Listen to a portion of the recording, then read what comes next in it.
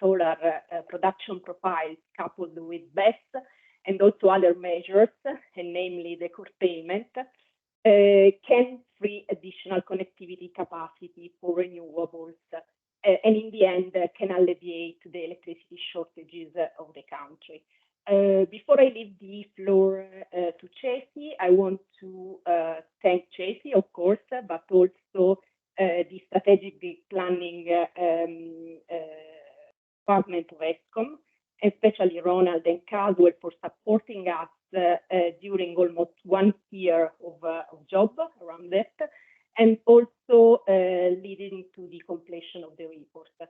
I leave now to CESI, to the CESI team for the insights on the outcomes of the report, and especially to Fabio to introduce himself and the project team. Fabio is the project manager of the report of the project, and yeah, Fabio, over to you.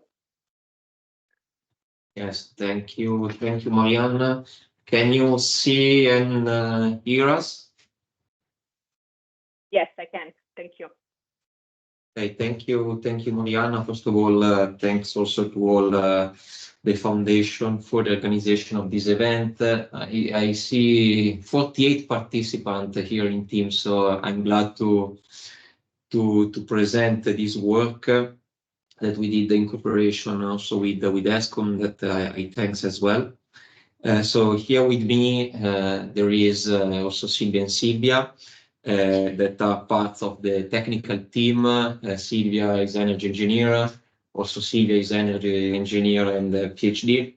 And my name is Fabio, that in CESI I led this project as energy specialist and a project manager. So as Marianna said, the idea of today is to guide you through the main results of the study, and especially also to guide you through the hypotheses, boundaries, and assumptions that we considered for achieving these results that I expect may provide support to Eskom for the development and implementation of the next GCCA for assessing the room and potentiality for hosting new renewable capacity in the electricity network of South Africa.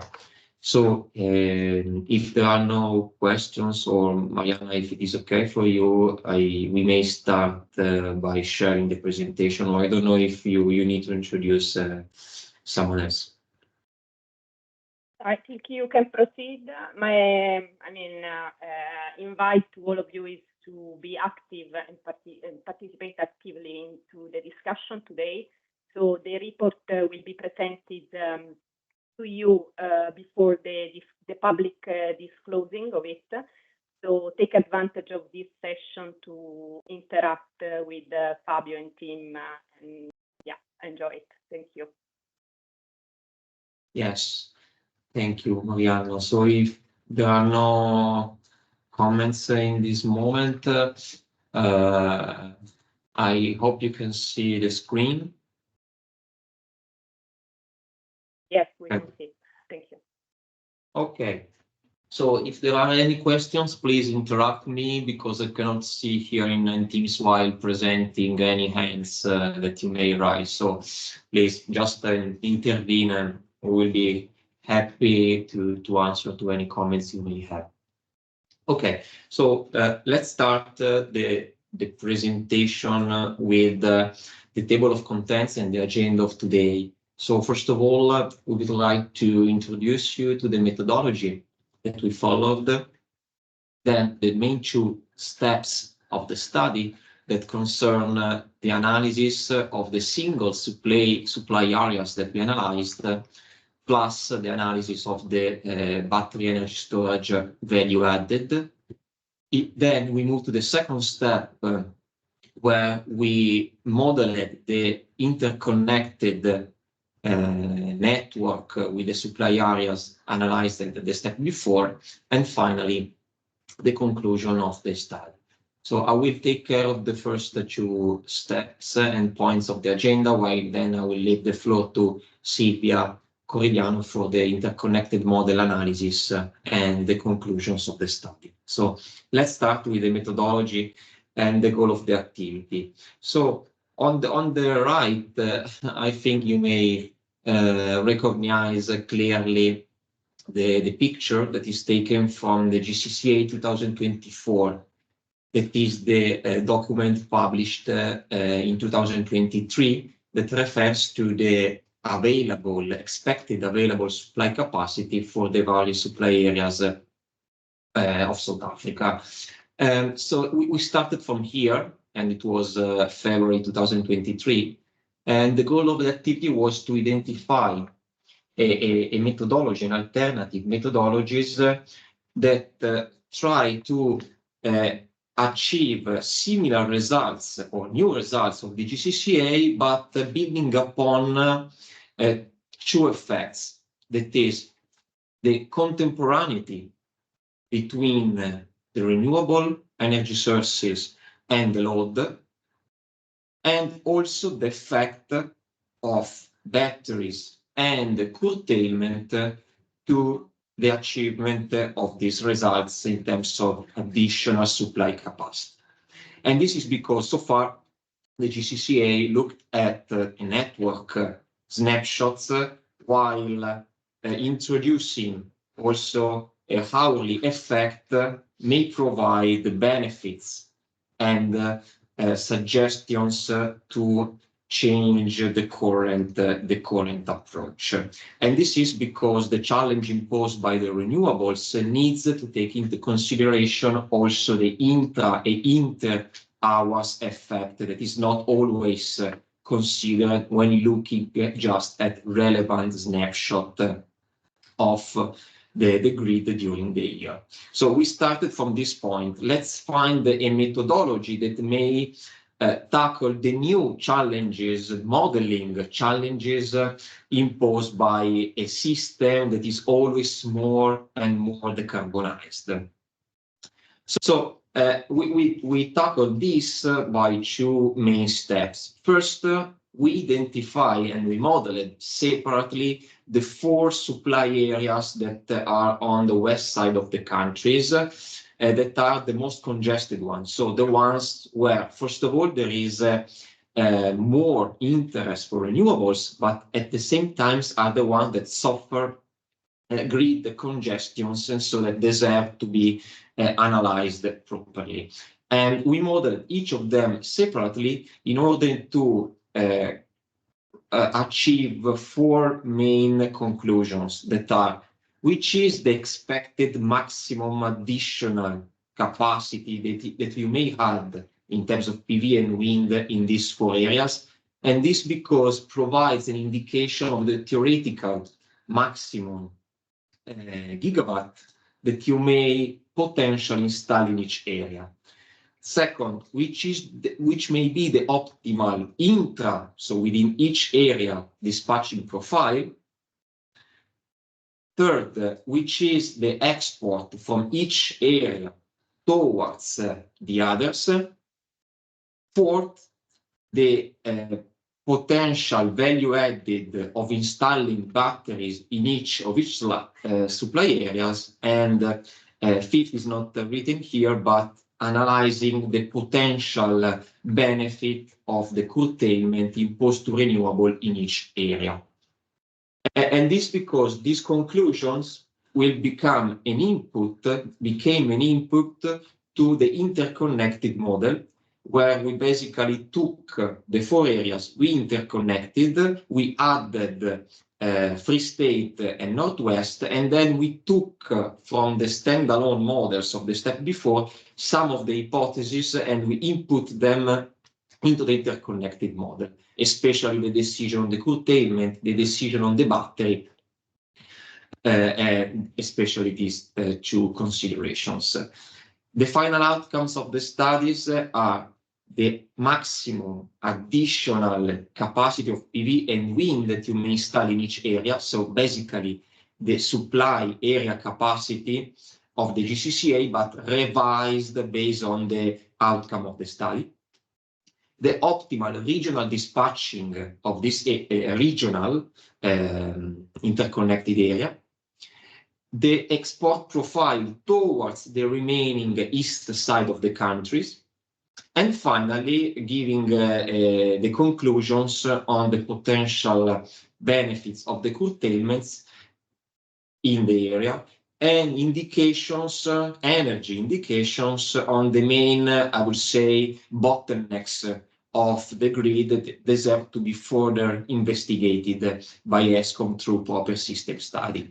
So you may wonder why we just focus on this portion of the countries and not included also the few supply areas on the right, so on the west side of the country. This is because, again, the west side of the countries does not suffer currently any congestions in the grid, and so analyzing just the east part, the west part, sorry, it was the opposite. The west part allows to introduce in the potential new GCCA consideration that are not impacted on the east area, because again, there are no congestion there, and so there are supply area capacity available still in the existing and current version of the GCCA.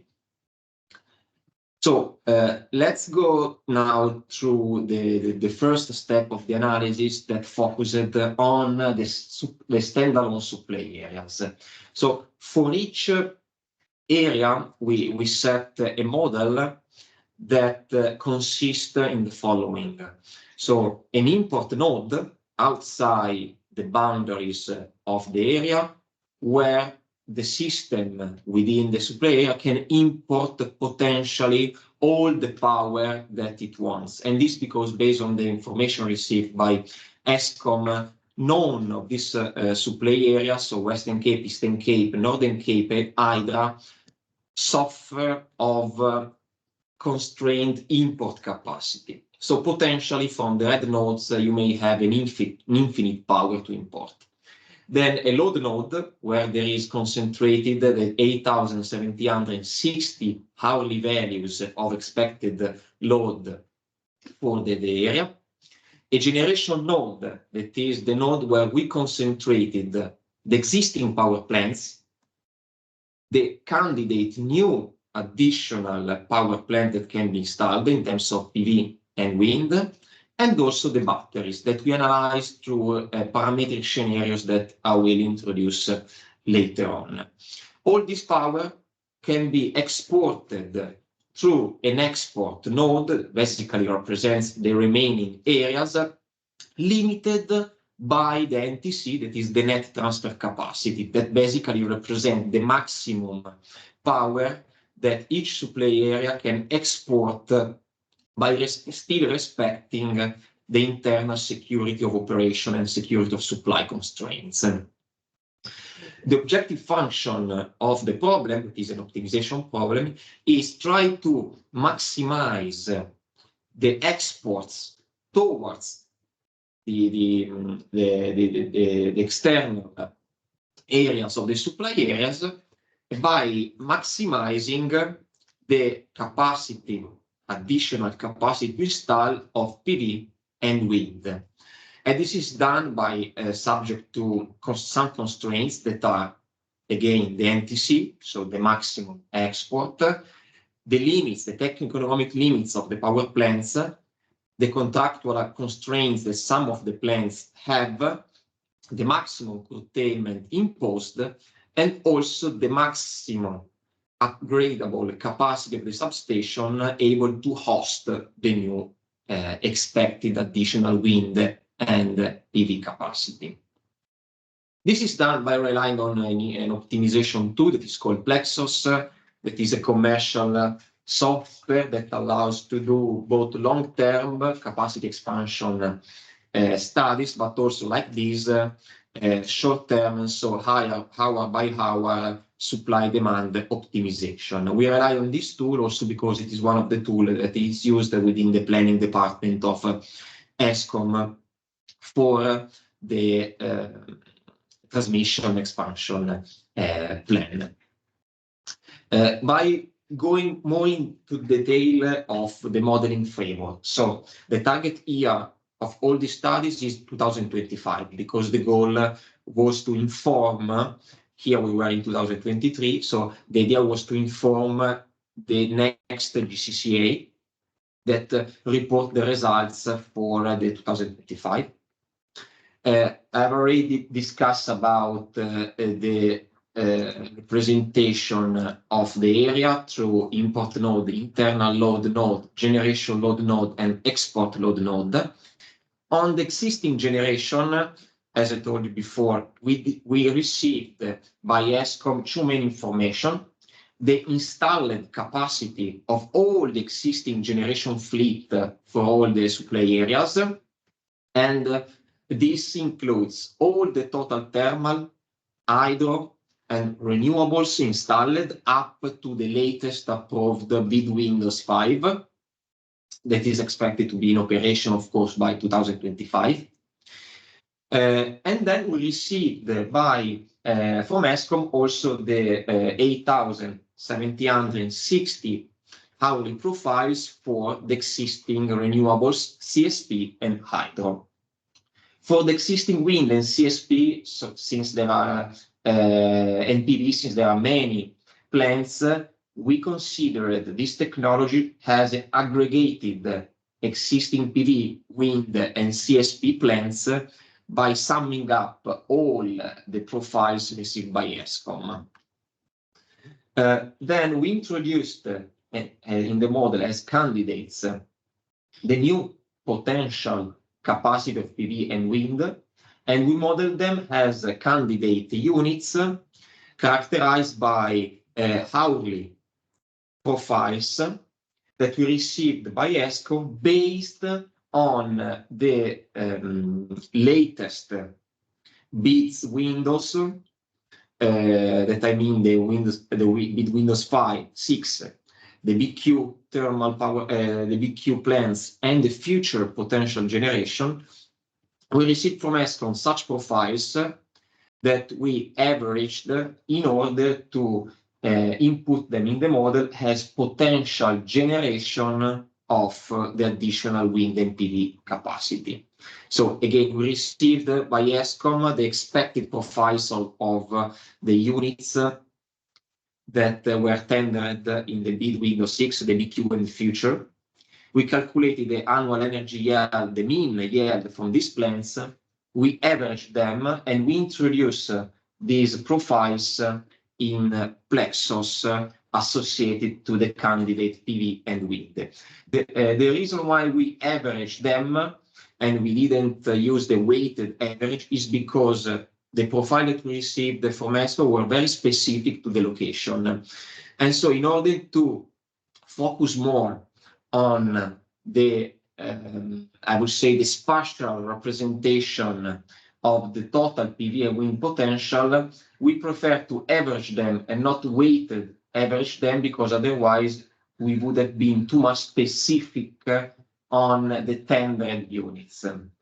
This is a very specific modeling decision, but it's just to say that all the inputs also for the candidate units have been gathered from the tendered IPPs from the bid Windows 6, BQ, and future.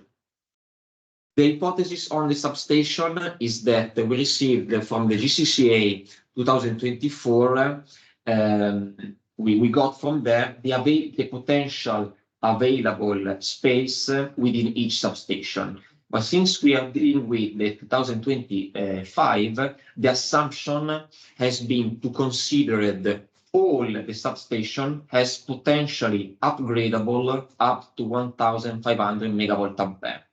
And this is because the hypothesis discussed with Eskom was that the time that is needed to implement new PV and wind capacity based on the outcome of a particular tender requires sometimes 1/2 years. That is similar to the time that may be needed to physically upgrade a substation up to the maximum that is possible. That is considered 1,500 megawatt ampere. So since the scenario was the 2025, we consider that up to 2025 it is potentially possible to upgrade and enlarge all the substations up to the maximum 1,500. Of course, when I say all the substation, I mean the substation that already have a transformers with a step-up voltage equal to at least 400 kV.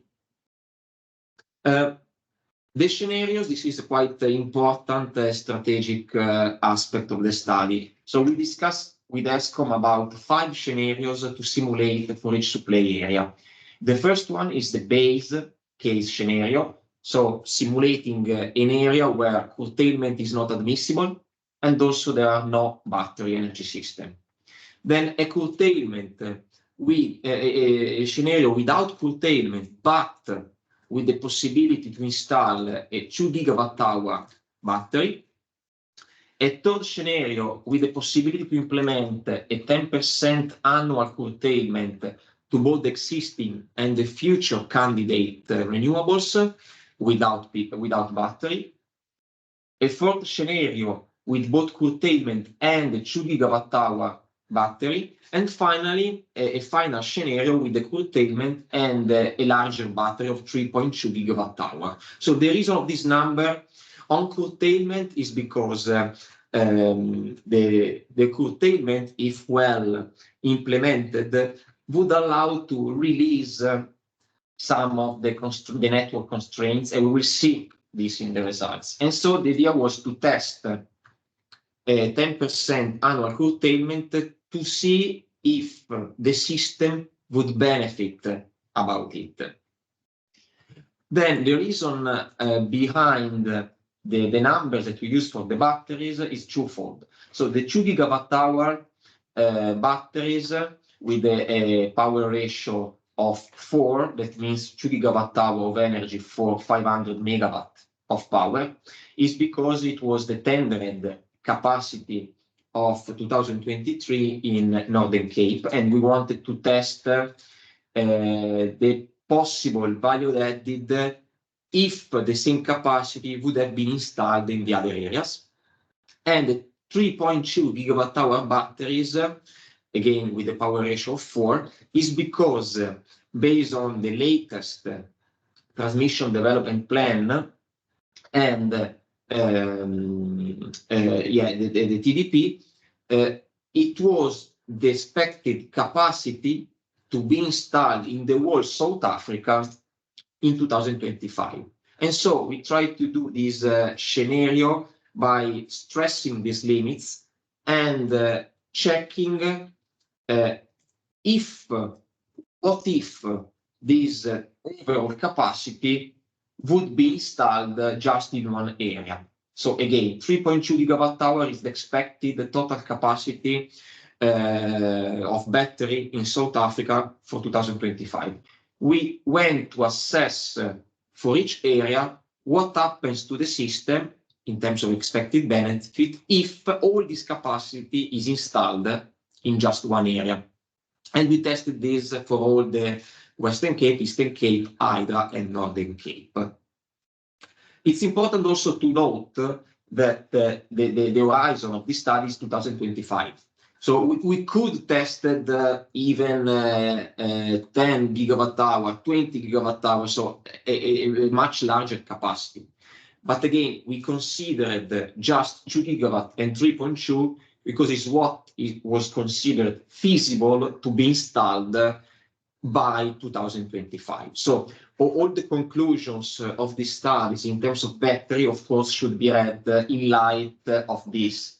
That is, the capacity of the battery is limited, the expected potential feasible capacity by 2025.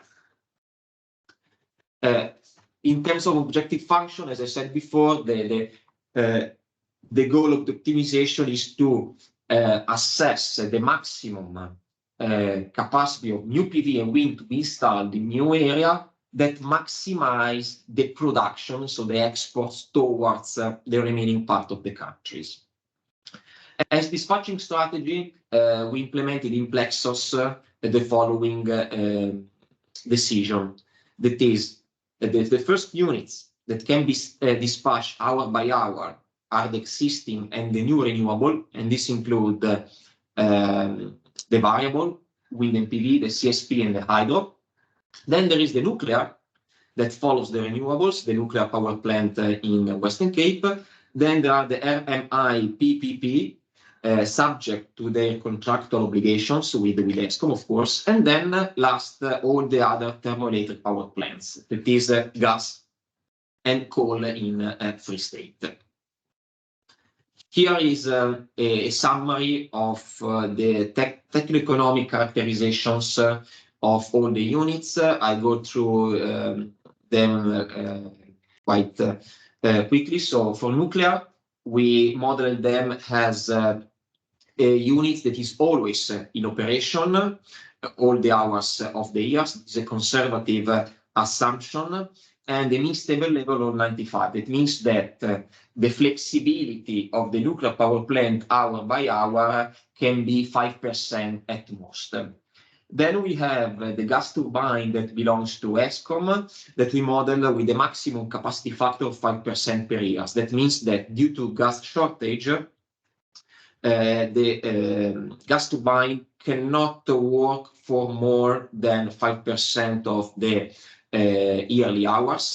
That means that they are needed for just balancing purposes, for covering potential peaks and avoid power shortages. They have a minimum stable level of 35%. That means that their flexibility is around 65% hour by hour, and the mean time off and on of 1 hour. That means that when they are switched off, they have to stay off for at least 1 hour, and also the opposite. Then we model the pump storage in Western Cape with an efficiency of around 78, around 3%. And we dispatch them according to the condition that we received by Eskom. One of them, for example, is that the storage must be full on Monday morning to cover the weekly needs. Then we have the wind and PV plants, both for the existing and the new. We model them through the profiles that we receive from Eskom, and we implemented the 0 or 10% curtailment depending on the scenario. When I say 10% curtailment, I mean that during the year, on average, the curtailment cannot be higher than 10%. But intra-hours, so hour by hour, there may be case where the curtailment is 0 or case where it is 100%. On average, during the year, the curtailment cannot be for more than 10% of the capacity, available capacity of wind and PV plants. Then we have the hydro reservoirs, and I mean the two plants in Hydra that we modeled in 2 ways. First, by receiving the generation profiles from Eskom, subject to water release constraints, but also we modeled them by leaving the plexus, so the optimizer, to dispatch them in an optimal way. Then there are the CSP plants that we model them through the profiles that we received directly from Eskom, and no curtailment implemented to them. Then there is the batteries with the given charge and discharge efficiency and a minimum and maximum state of charge of 0 to 100%. Be careful that this does not mean that the batteries does not have a minimum or maximum state of charge, but because we simulate the case where the capacity in operation is the desired nominal capacity that an eventual battery IPP must guarantee the connection point. Then it's up to the battery owner to size them by taking into account the safe, minimum, and maximum margin. So this is to say that the capacity of the battery simulated in operation in the optimizer is the one that is desired at the connection point. That is the one that is standard, by the way. And then finally, there are the RMIPP plants that are both renewables and gas plants. We implemented the constraints that we received from the regulatory framework. That means units to be in operation guarantee the availability in operation from 5 a.m. up to 9:30 p.m. Eskom has to guarantee evacuation of the power of at least 50% of the day within the time window of 9:30 p.m.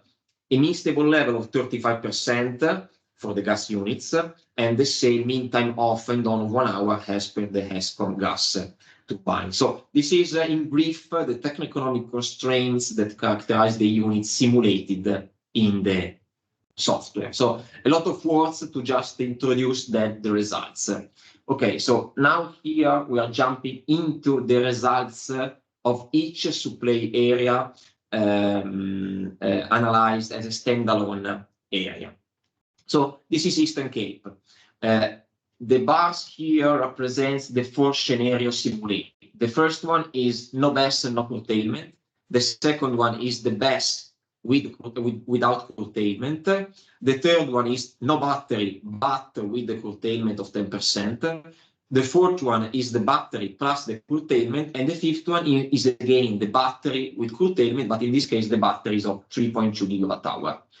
The dots here represents the exported power out of the region. So the conclusion that we may drive here is that, of course, the only capacity introduced by the optimizer, selected by the optimizer, is wind. So the bars here represents the new expected additional wind that you may install in Eastern Cape.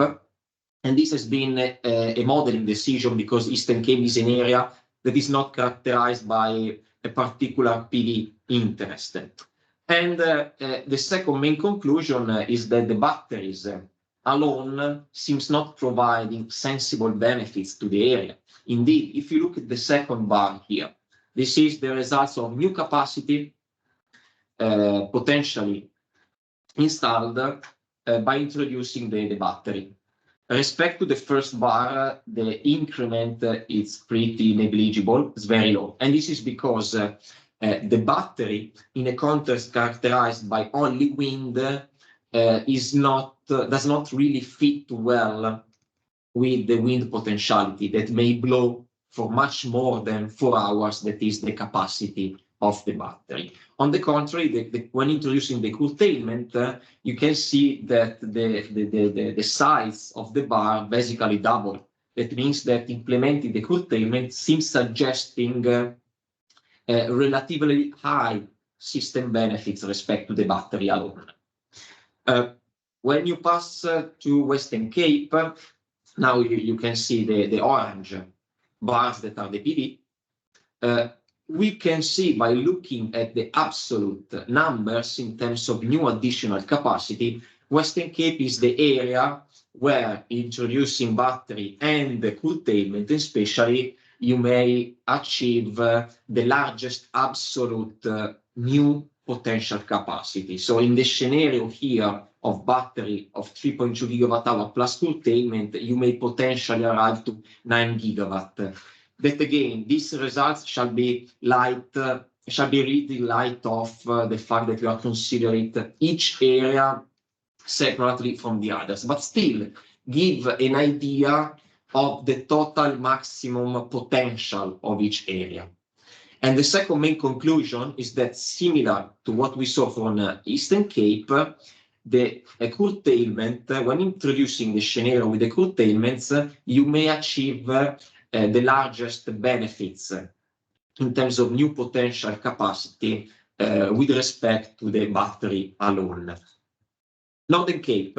So Northern Cape, you can see, first conclusion, that it is the area where really the network, the current network topology constrain the most the new capacity. And you can see by looking at the first bar here. The first bar refers to the scenario without battery and curtailment. The new capacity that you may install is just 78 megawatt of wind. While when you start introducing the battery, you may have a substantial increase of new capacity, that is basically the 500 megawatt that are equal to the size of the battery. And when you introduce the curtailment, you have a big jump with the new expected capacity. And this is to say that both battery and especially curtailment in Northern Cape allow to unlock capacity. Here you see just blue bars because the optimizer prefer new wind respect to the PV. This doesn't mean that you cannot or you are discouraged to install PV in Northern Cape. Of course not. Simply the optimizer goes for the solution that minimizes the cost and maximize the exports. In Northern Cape, if you want to maximize the export, wind is the preferable source. Installing also PV does not change the results in a lot, but simply allow to achieve a suboptimal solution. Then Hydra cluster, I would say that similar results to Western Capes in Western Cape in terms of effect of curtailment respect to battery to unlock to achieve higher additional capacity. The only consideration is that in Hydra cluster, the available room in the substations, according to our hypothesis, is just 1.3 gigawatt, was just 1.3 gigawatt. So the results that you see here from the third to the fifth scenario exceed the total capacity. So this is just to say that in Hydra, you may have a constrained capacity substation that limit the additional capacity to no more than 1.3 gigawatt. The overall conclusion about these figures is that in general, both battery and the curtailment allows to increase the exports towards the other areas with respect to the conditions where you do not have no battery and no curtailment. And the effect of the two combined, depending on the areas, allows to increase the exports from 40 to 65%. That is a quite high number. The most of this benefit is attributed to the curtailment, and this is why. So here you can see this picture that I'm sure you are familiar with because it has been presented many times by Eskom representatives that indicates why the curtailment in a network that is largely congested can provide a lot of benefit to it. And the reason is simple, is because in the first figure here, you see a network with a limit. Okay, the red line here, and the black line here is the export, the load duration curve that refers to the potential export of a renewable generation fleet that is decreasing, of course, because again, this is a duration curve. That means that while covering the whole 8,760 years, the cumulative power decrease. And if you do not allow the curtailment, the maximum of this curve, of course, has to coincide with the network limits. That means that you can potentially install more power, but as soon as you increase the limit of 1 watt, you cannot export anymore. And so the capacity to be installed is limited by this. When you can admit the curtailment, it means that you can increase the capacity, increase the exports, because when the curve exceeds the red line, simply you can curtail it. And you can both respect the network export limits, you saturate it for a given amount of hours, while for the other hours where the power is lower than the network limits, you can export much more, you can see here, respect to the case where you do not admit curtailment. So this is just to repeat what many times Eskom indicated, and here on the right, I want to provide evidence about that based on the results. So this is Western Cape, for example, where you have the network export limits that is around 4 gigawatt for the area, and you have the gray curve that represents the maximum exports outside the Western Cape area in the scenario without battery and curtailment. As you can see, the line, the curve here is limited by the red line. The reason why here you have a little segment that is flat in the gray line is just because in Western Cape you have some flexibility of the nuclear, the pump storage, and the gas turbine that allow to saturate the limits for some hours. Then what happens if you add the curtailment? So when you add the curtailment, basically this curve that represents again the total export outside the area increase.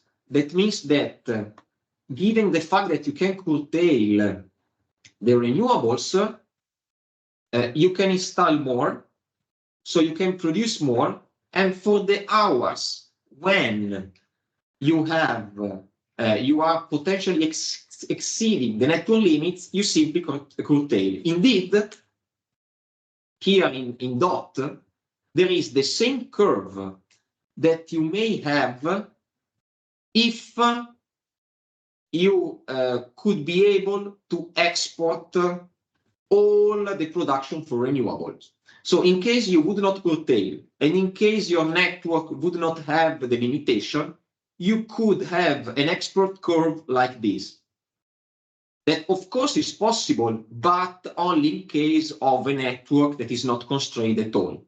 That means also a network that should be dimensioned for evacuating all this power, but you can see that it's not really economical, because it means enlarging the grid so much just for a few hours that you may still exploiting by curtailing.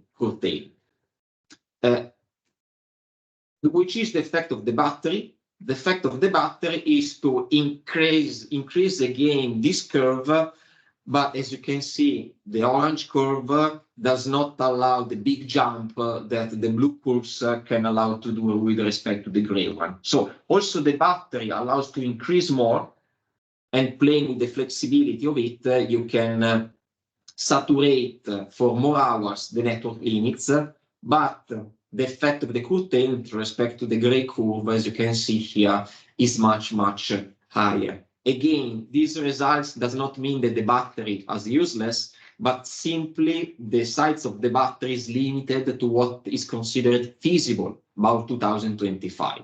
And so the conclusion is that by 2025, the curtailment as a measure outperform the energy benefit of the batteries, that they are of course needed for system balancing and inertia needed, but for the energy perspective, the benefit is lower respect to the curtailment.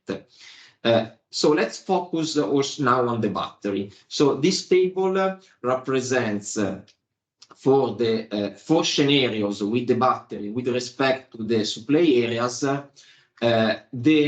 in percentage and in absolute terms, the benefits imposed by the battery. So if you look at the Western Cape and you look at the numbers, we can see that in all the scenarios, the Western Cape is the area where the batteries allow, combined or not with the curtailment, to increase to achieve the largest absolute increment of renewables in terms of megawatt.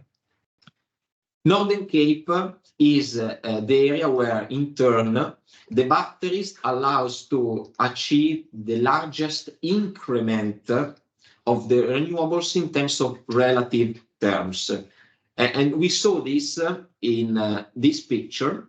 I go back 1 second here, when you can see that in Northern Cape, the battery with respect to the no curtailment and no battery scenario, allow to unlock in relative terms the largest amount of power. And the reason is because Northern Cape is really the most congested area on the west side of the countries. The third conclusion of the battery is that without curtailment, so the first scenario, in almost all the area, you achieve a similar value of a potential additional capacity of renewable that is around 500 megawatt. That is exactly the size of the battery. So basically, the battery is needed to peak shape the production, accumulate power when when you are already saturating the export limits, and then releasing it when you are below the network saturation limits. If we go into detail of how the battery are used in the scenario, it's interesting to see that in Northern Cape, the battery is used the most. And you can see here, if you look at the number of cycles that the battery does during the day, during the year, sorry, without the curtailment, if you look at the numbers for the Northern Cape scenarios, the batteries is used much more than in the other area. That means that given the large penetration of solar power in the area, batteries are much more utilized with respect to the other. The opposite case is hydro cluster, where basically battery is used only for storing energy when the hydro, especially at the beginning of the years, is already saturating the export capacity. With curtailment, on the contrary, the area where the battery is utilized the most in terms of cycles, yearly cycles, and energy stored in the Western Cape. And this is because it's attributable to the fact that Western Cape, among the four areas, is the one with the most complex and large generation fleet. And so when combined with curtailment, batteries can really make the difference in storing and releasing power in an optimized dispatch situation. But in general, as you can see, our study did not reveal one area that seems much better than the others with respect to battery installations. So, by concluding on the standalone supply areas, in general, we would say that the 10% curtailment in all the areas allows to achieve the largest system benefits in terms of additional renewables that you can install.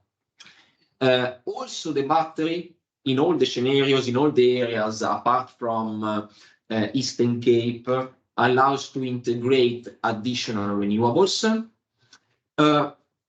But since our study did not reveal an area better than the others for the installation of battery, just in terms of energy perspective, we would say that in the area where you don't have carrying capacity available, like Western Cape, like Northern Cape, and the area where you have balancing or rate of change of frequency issue, that those are the areas where batteries should be prioritized. And indeed, this is the case of Northern Cape, where the capacity is of the network is largely constrained, and also you may have the balancing and inertia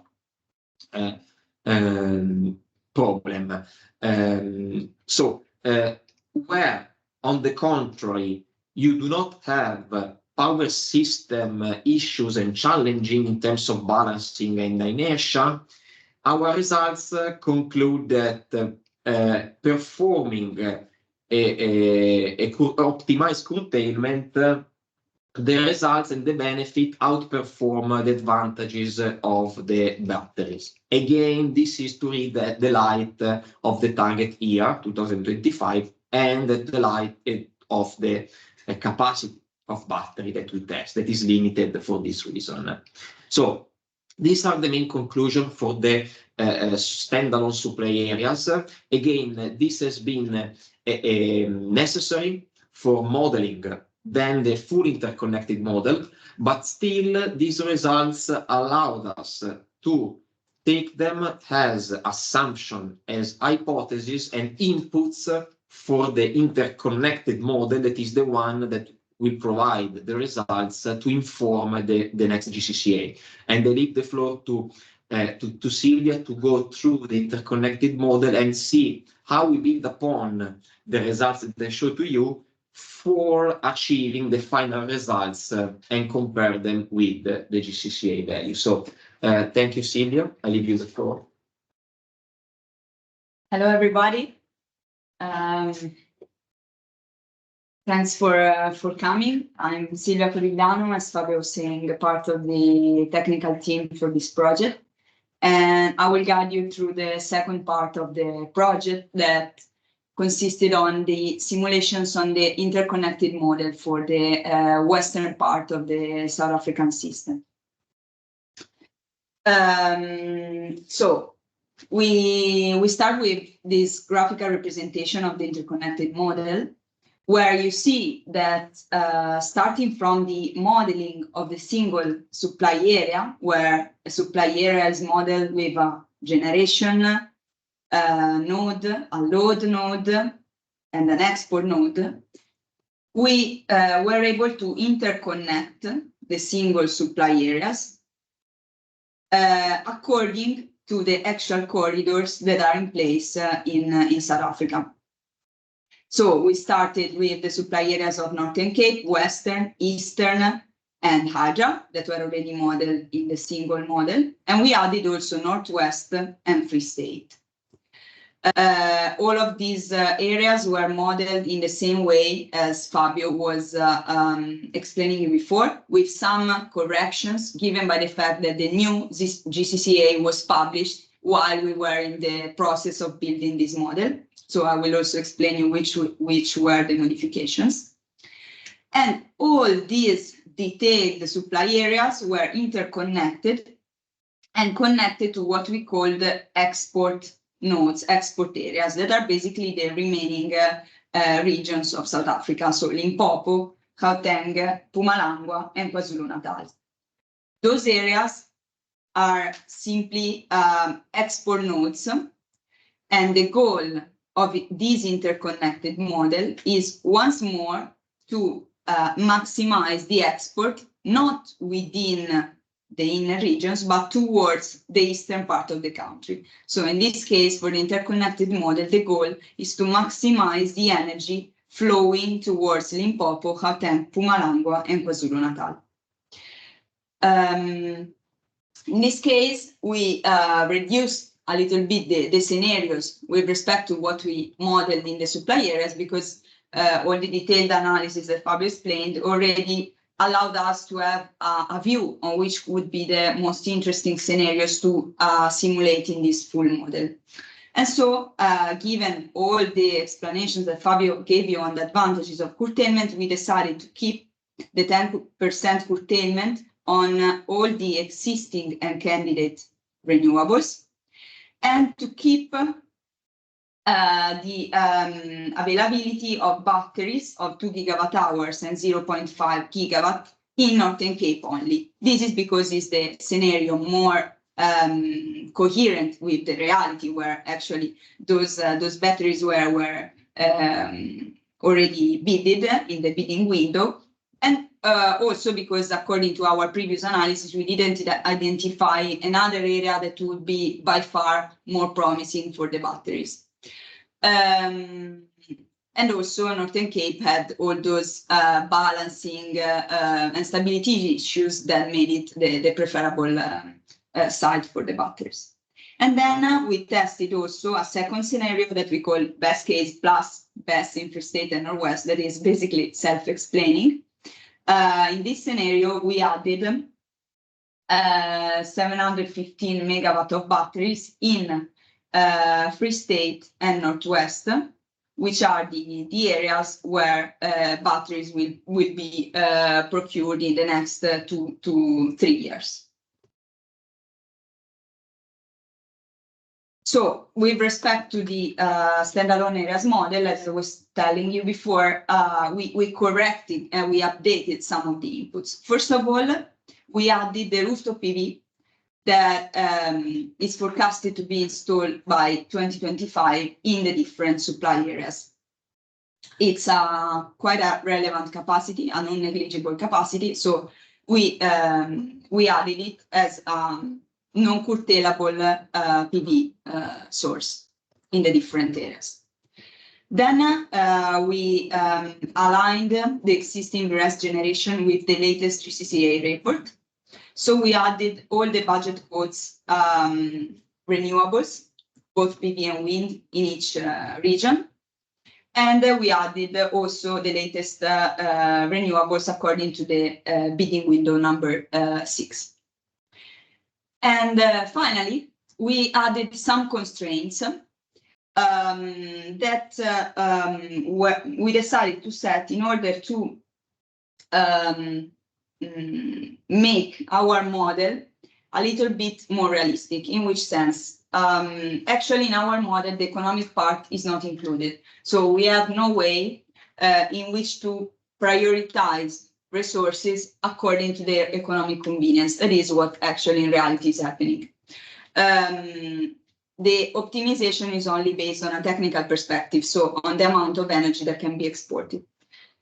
This is why we decided to add a constraint that could be able to represent the convenience of the installation of PV and wind in one area with respect to the other, reflecting what actually would be the preferable site by the IPPs.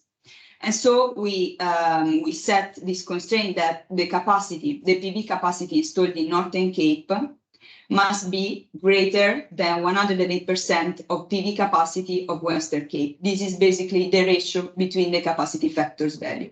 So since we expect the capacity factors reflect then the levelized cost of energy, we expect that basically there is preference in installing PV in Northern Cape with respect to Western. And then we set also a constraint on the wind.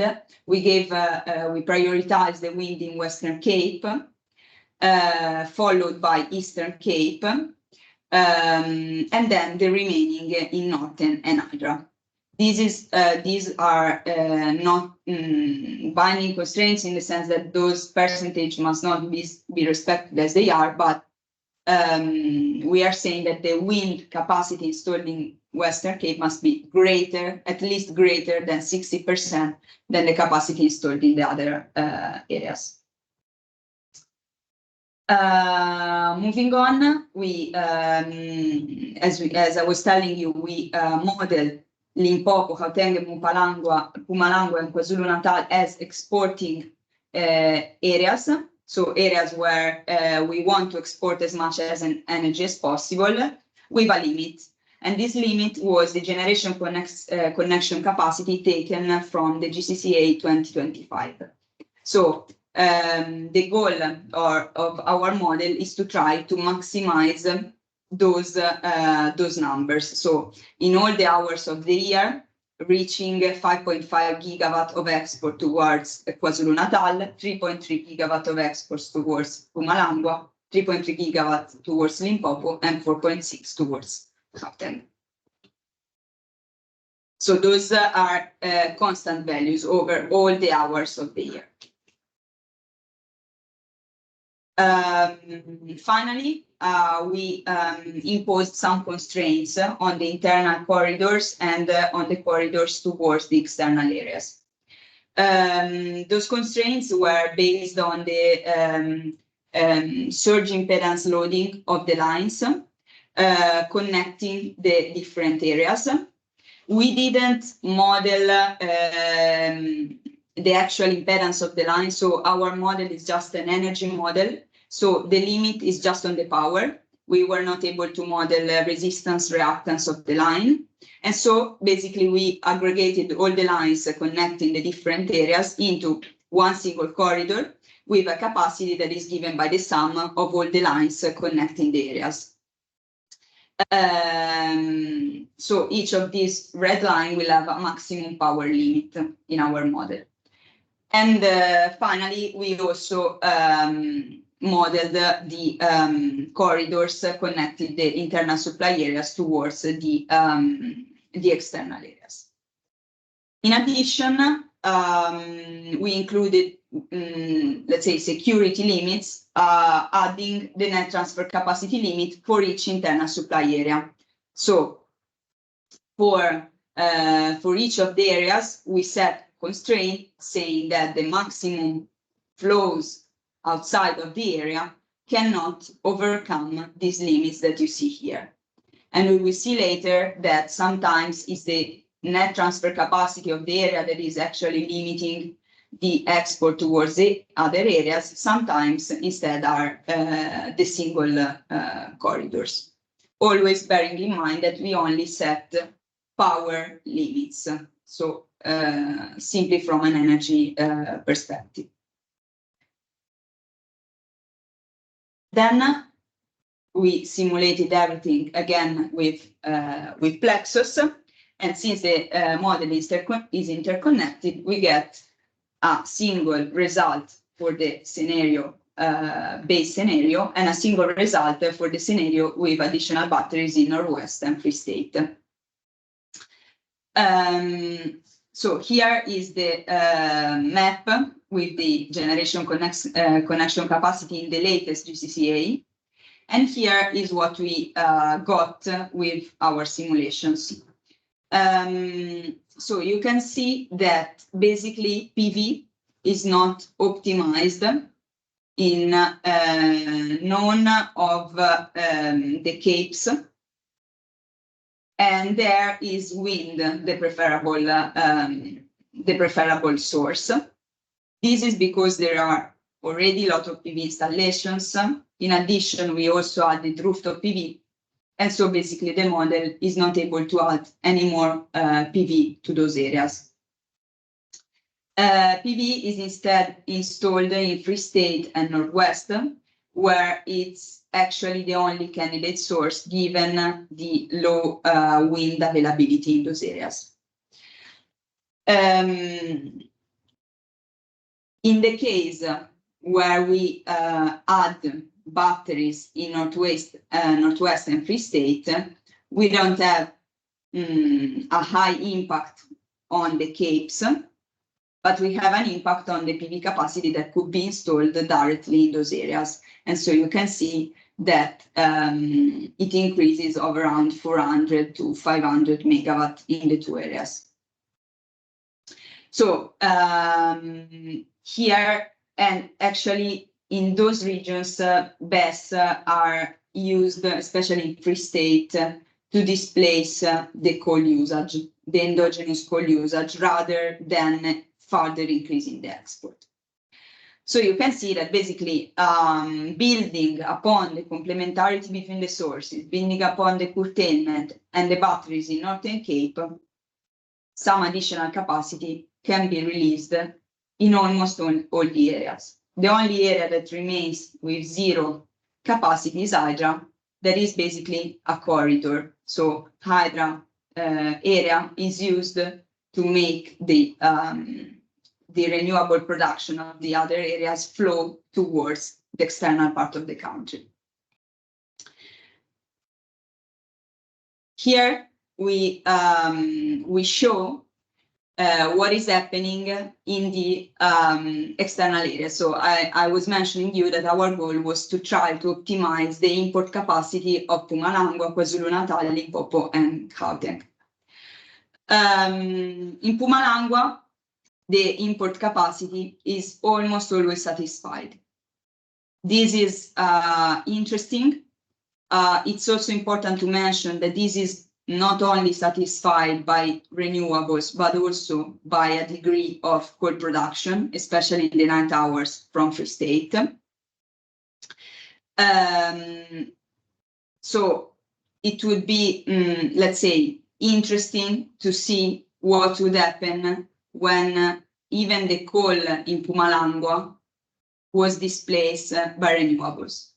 Probably if the coal in Mpumalanga was displaced by locally installed PV, this will not be much beneficial in terms of VRES integration, because already we are importing in Mpumalanga a lot of PV from the other areas. And so if we displace the local coal in Mpumalanga with locally installed PV, we are basically constraining the production that comes from the other areas. Maybe it would be interesting to investigate if in Mpumalanga would be possible to install some wind or to displace the coal by the renewables produced in the capes that in any case flow a lot in the Mpumalanga region. KwaZulu-Natal, on the contrary, had an import capacity of 5.5 gigawatt, but here is almost always constrained at 900 megawatt. That is the net transfer capacity of Eastern Cape. So this shows how even with curtailment and batteries and all the complementarity we have studied, basically network constraints are limiting a lot what could flow in KwaZulu-Natal, and mainly the constraints in the Eastern Cape region. Finally, the regions of Limpopo plus Gauteng, we put them together simply because they were supplied, both of them, by Northwest. So the flows from Northwest go directly to those regions. And here we see that actually there would be still space to import more energy. Part of the imports are constrained by the net transfer capacity of Northwest. This is some part of the year. And this is when Northwest is actually producing a lot with PV. So it's producing a lot with PV, is able to export a lot to Limpopo, but there is still a limitation given by the net transfer capacity of Northwest. For the other part of the year, actually, the generation capacity of Northwest is not able to satisfy even the internal load of Northwest. And so there is no possibility to export additional energy. Those are the nighttime hours. In Northwest, we only have PV and not wind. And so you see that actually during the night hours, there is a lack of power flowing towards these regions. Even in this case, we wanted to assess the actual advantages of given by curtailment. So all what I presented you before was considering the 10% curtailment, and now a question arose that was, okay, but what would happen if we remove the curtailment, even in this interconnected scenario? So we run an additional scenario where we remove the possibility to curtail energy from PV and wind. And here so actually also in this scenario, we have new values for the capacities that could be installed in the different areas. Here we reported just as a conclusion, just the total VRES production in the two cases. So consider that this total VRES production of the case with curtailment and without curtailment is made possible by different installation of PV and wind in the two cases. So without curtailment, we see that for the case of PV and the base case, we have a gain in the total VRES production of 4%. With respect to the case without curtailment. As for wind, we have a much larger gain of around 50%.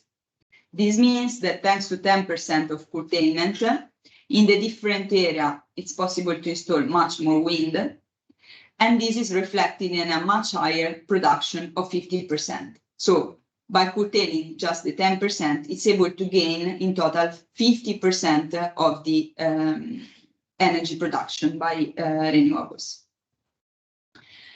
Here is the case with also batteries in Northwest and Free State.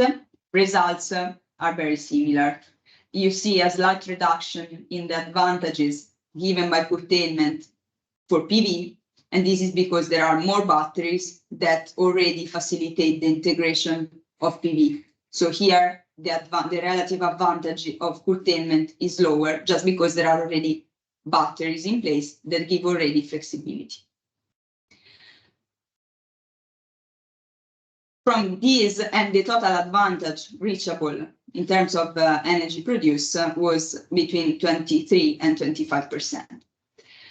From this, we decided to investigate also an additional case, because we saw here that the curtailment gives a lot of advantage for the wind penetration, but not so much for PV. Also because of the fact that PV is mainly based on tracking systems that have a very flat production during the day. So curtailing 10% would allow just a minor increase of the energy they can export. So we decided to do this additional case where we set the curtailment only to wind. And this is also a case that could be interesting because it could reflect the fact that in South Africa it's forecasted a wide penetration of rooftop PV. Rooftop PV is basically a PV technology where you cannot apply curtailment. So we wanted to see, in this case, what would happen in terms of capacity installed. In the report, you see also the detail on the capacity that could be installed, but also on the energy that could be produced by renewables. So curtailing only wind, what would happen is that the size of PV that could be installed in addition to what is already there would slightly decrease, and the energy produced by wind would increase of 47% with respect to the 51% seen before. The advantages, the gains on the system curtailing only wind would still be very relevant because we are curtailing only 10% of only one technologies, but we would be lower. So this is to bring up a point of thoughts and some reflections. So the point is, maybe curtailment could be applied to all the technologies, maybe not. In any case, there will be an impact on the total energy that could be produced, and the fact that in the system there could be a technology that is rooftop PV where you cannot apply any curtailment would also have an impact.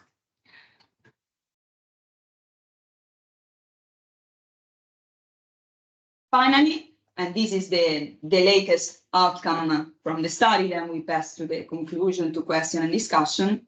We wanted to represent the status of the saturation in the different corridors and on the different net transfer capacities of the supply areas. Please remember that here we are representing the output from our model. That is an energy model. So some corridors may be really constrained here, but when you actually put in place the real impedance of the grid, maybe flows could take different paths, and so you could not see exactly this pattern. But we thought it could give a general idea on which are the critical points and the critical parts of the grid where attention could be drawn. So this table shows on the rows all the different corridors and the net transfer capacities in the different areas. And in the columns, we show the correlation between the curtailment hours in a specific area and the saturation in the corridor. So when we put an X there, it means that this specific corridor for at least 60% of the hours in which the area suffers curtailment, the corridor is saturated. So NX means basically that there is a kind of correlation between the hours in which you have curtailment in a specific area and the hours in which the corridor is saturated. So when you see a lot of X, means that the corridor is saturated, and is saturated during the hours of during the curtailment hours in the different areas. When there are no X, basically the corridor is pretty free and it doesn't bring constraints on the system. The easiest thing to spot is basically Eastern Cape. You remember that I was showing you that basically the export towards KwaZulu-Natal are constrained by the Eastern Cape net transfer capacity. And this can be seen also here. So basically during the curtailment hours in all the areas, Eastern Cape is always saturated. And this is because Eastern Cape is saturated practically during all the hours of the year. Hydra cluster is another highly constrained area with around 7,000 hours of saturation during the year. And this is also impacting on the flows from the inner regions to the outer regions.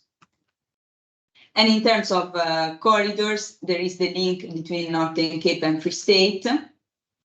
The Western Cape, Northern Cape link, and the Northern Cape Northwest link that in our analysis were limiting the fluxes between the areas and thus limiting the possibility to install additional capacity.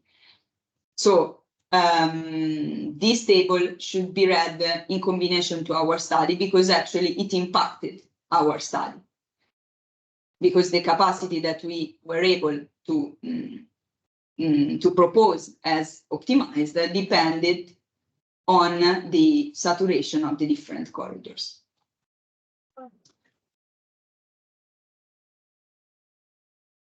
So all this study, all what we presented you, can be summarized into a set of main conclusions that suggest on one side further investigations on the topics that maybe we were not able to.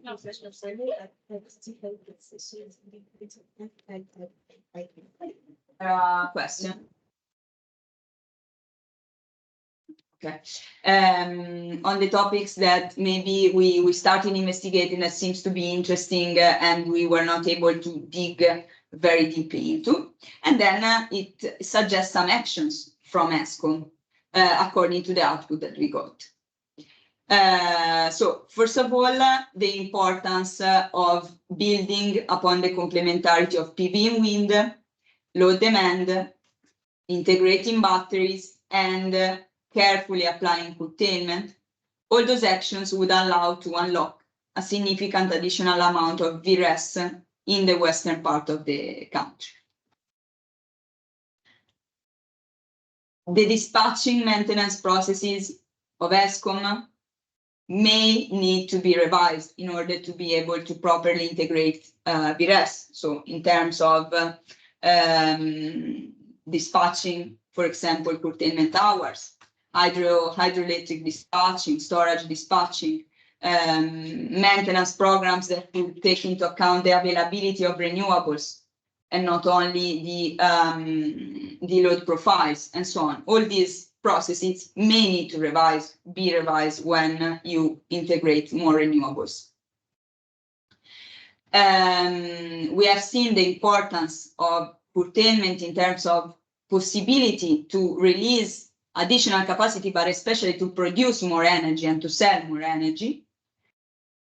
That, on the contrary, in some cases, may be hard to achieve with grid investments, but the attention on how to apply that curtailment, given all the regulatory constraints that Eskom has,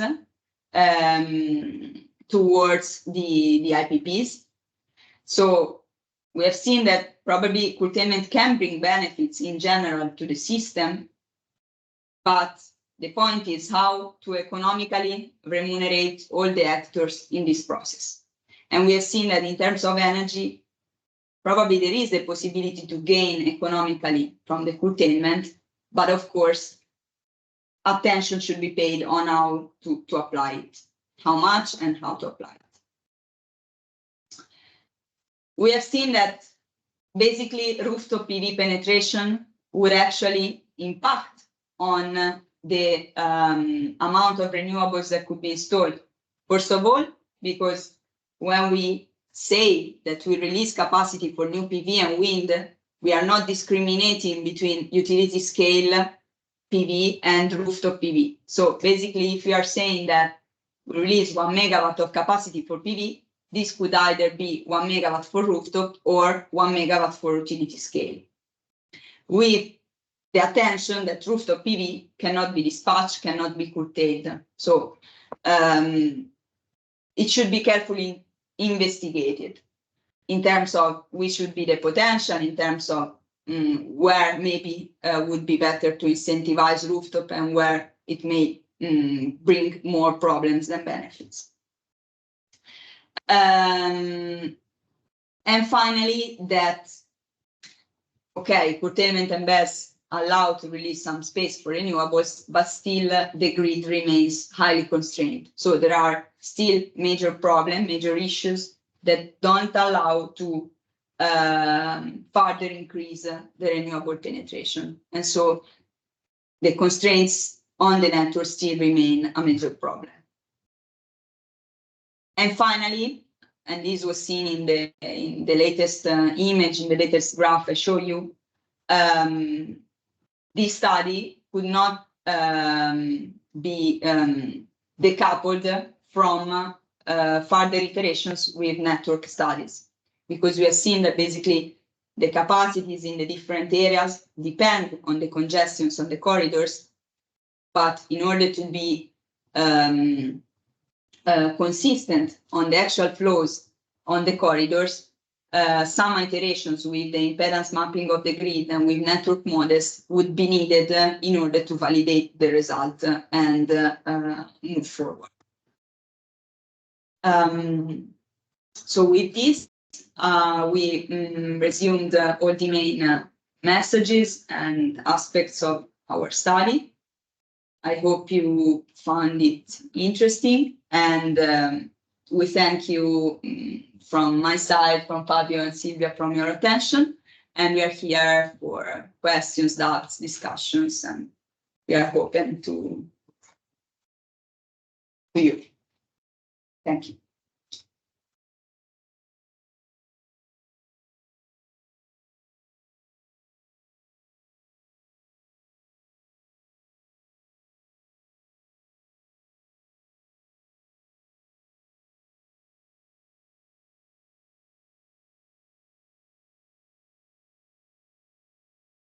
If there are maybe questions in the chat, because we cannot monitor from here.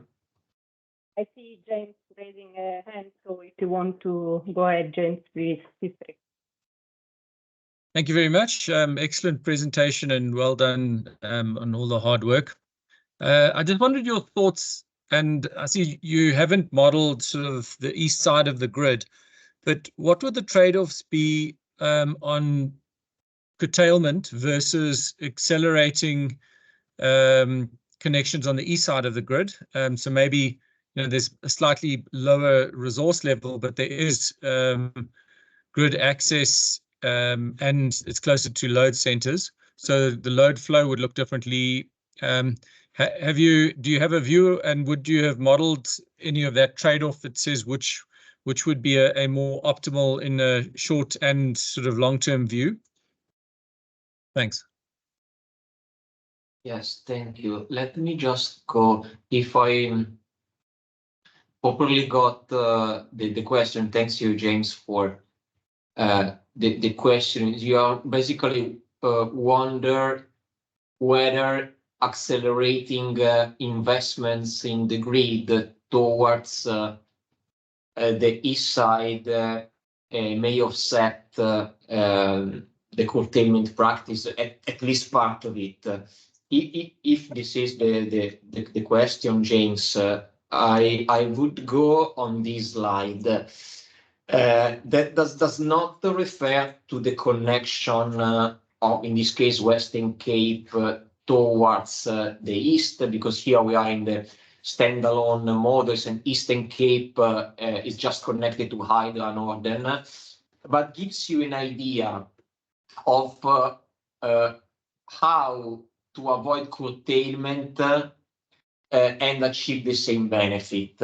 So in this case, the red line is the network limit. So how the grid is constrained now. And if you want to install the same renewables, in this case, Western Cape, to achieve a production and so an export that is equal to the blue curve, it means that you should have a network that is not limited here, but a network that is limited here. So basically, you have to double the investments on the grid in that area. And of course, as we said at the conclusions, investments in the South African grid are really needed, especially in Eastern Cape. But in the short term, based on the outcome of our studies, if we look at the 2025, it's probably unfeasible that you may achieve the same benefits in terms of new capacity and so new production that you may achieve just with curtailment.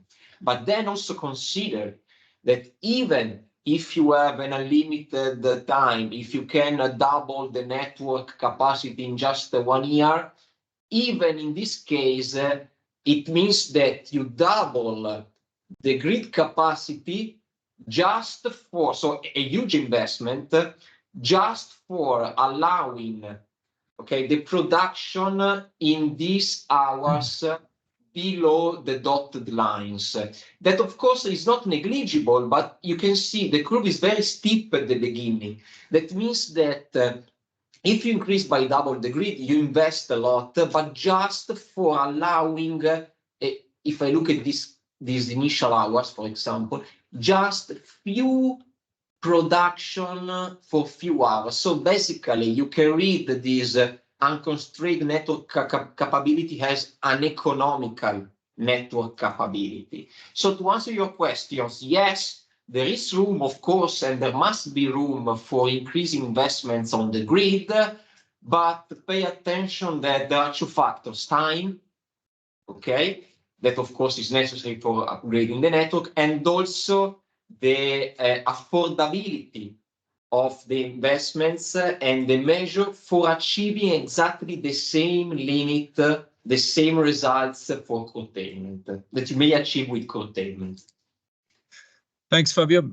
So there's a second part to my question, which maybe you can still reflect on, which you haven't answered. So if I just try and simplify that, if we look at the east side of the country grid versus the west side of the country grid, in the east side, we have probably 16 to 19 gigawatts of capacity connection available now. And we know, for example, in Limpopo and Mpumalanga, we still have fairly good wind resources. So in the longer term, I very much agree with you, and I think that curtailment should be factored into long-term expansion and investment decisions because it helps to optimize that. So I'm not talking about the investment decision on expansion. I'm more referring to a shorter-term trade-off that says, if we are constrained on grid in the next, let's call it under 5 years, so not in the big investment capacity expansion timeframes, but in under 5 years, what is the trade-off between rather moving project development into the east side of the grid to Limpopo and Mpumalanga, where maybe the resource is slightly lower, but there is connection capacity available, so you don't forego that area under the dotted line? Or is it actually better off overall for the system and LCOE total cost of the system, to rather keep building in the west and rather than forgo the area under the dotted line? What does that trade-off look like? Would you have any thoughts on that? Thanks. Okay, no, thank you, James. I missed this part of the question. Well, we investigate this partially in our previous study that we did last year, and it's freely open and published on the Rest for Africa website, where basically we try to answer to this question and see, well, but imagine that you install all the expected capacity considered from the ERP up to the east, okay, where there is a grid capacity. Then, of course, you can do it. As you mentioned, it can have the impact on cost because there the resource is not so good as in the western part. The result is that the cost, the increased cost that you may have if you install everything in the east, okay, are in the order of billions of dollars. And you should consider these billions as the value added that you may have, on the contrary, if you invest in the grid expansion on the western side in order to allow the penetration of more economical source of energy.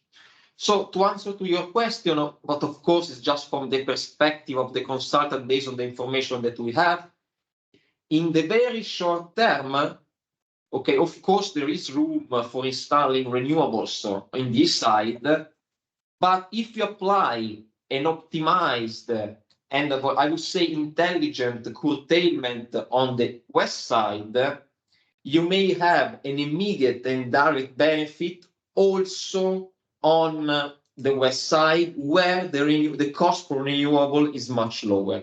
So our results cannot give a direct and precise answer, a definitive answer to your questions, but I would say that in the short term, there are room for both the options, considering that curtailing up to the value that we indicated still provide also economic benefits as a whole.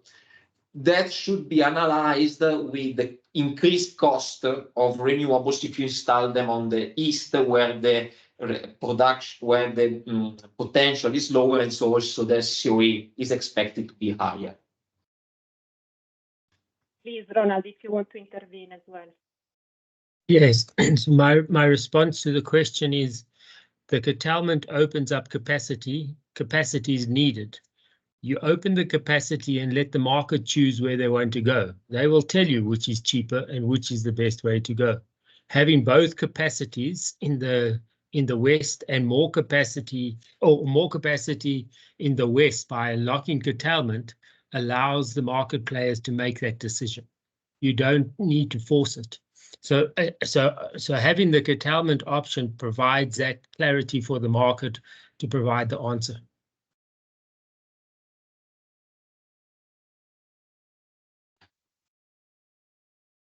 There are then questions related to in the chat related to the battery type that we used.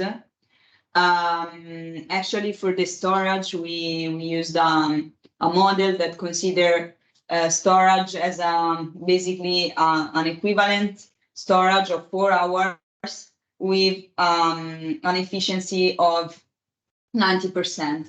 And this, in our mind, represented a lithium-ion battery, more or less of the state of the art, but a generic battery type, because in our model, battery is at the end just an efficiency.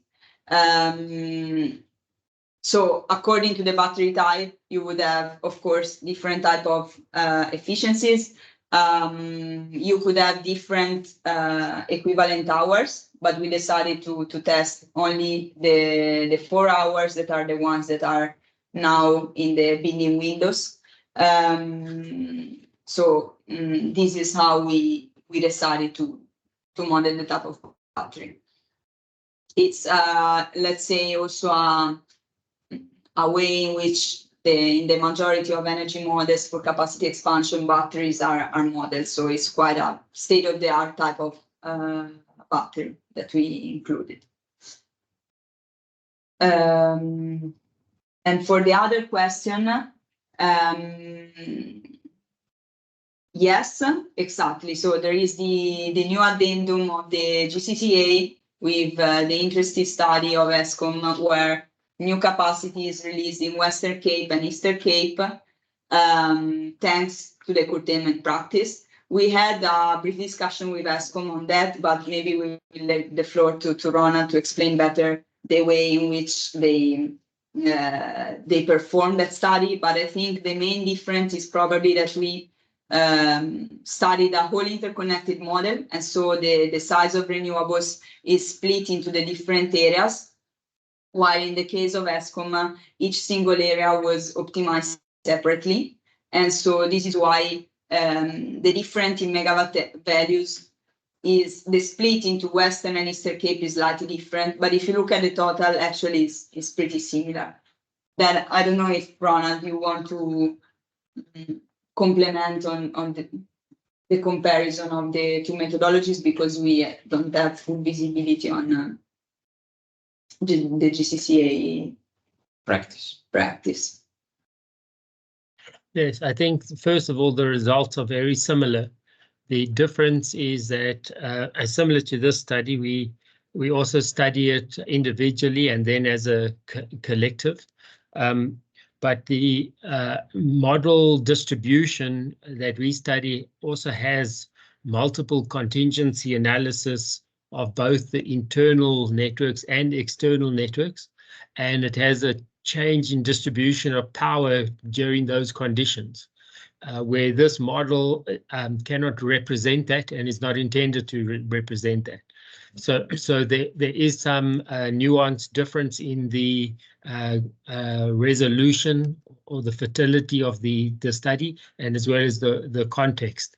And the GCCA is there to study the detailed physical network engineering constraints, and therefore has it's much greater granularity than this, and that's really where the distribution of power under these different conditions may present different constraints that aren't fully represented in this particular study.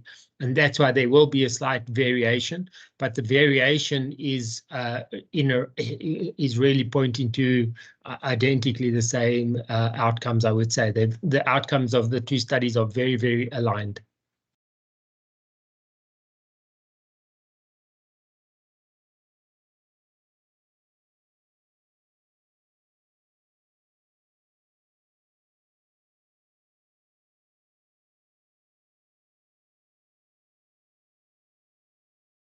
Yes, please. There is a question from Silas. No, thanks for the presentation. It's Silas Zimu, the advisor to the electricity minister. To Ronald. Ronald, we had that special envoy from Germany that came with a study as well. How different is this from that? And what is our attitude and taste to this one? Yeah, so the the union building. Yes. I think there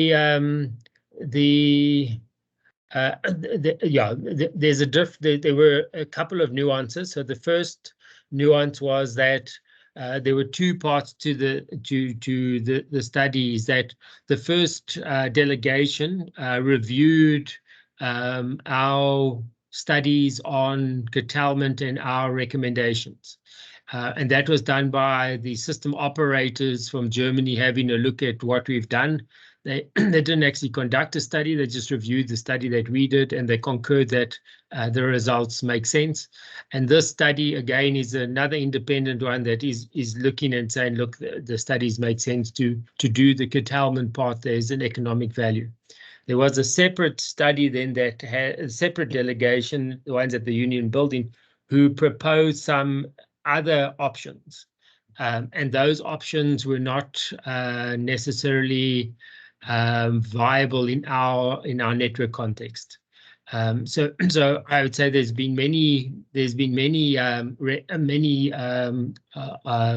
suggestions and tests, but I think the one that has been consistent is to say that curtailment provides additional capacity. It is an economical response, and it benefits mostly has diversified resources.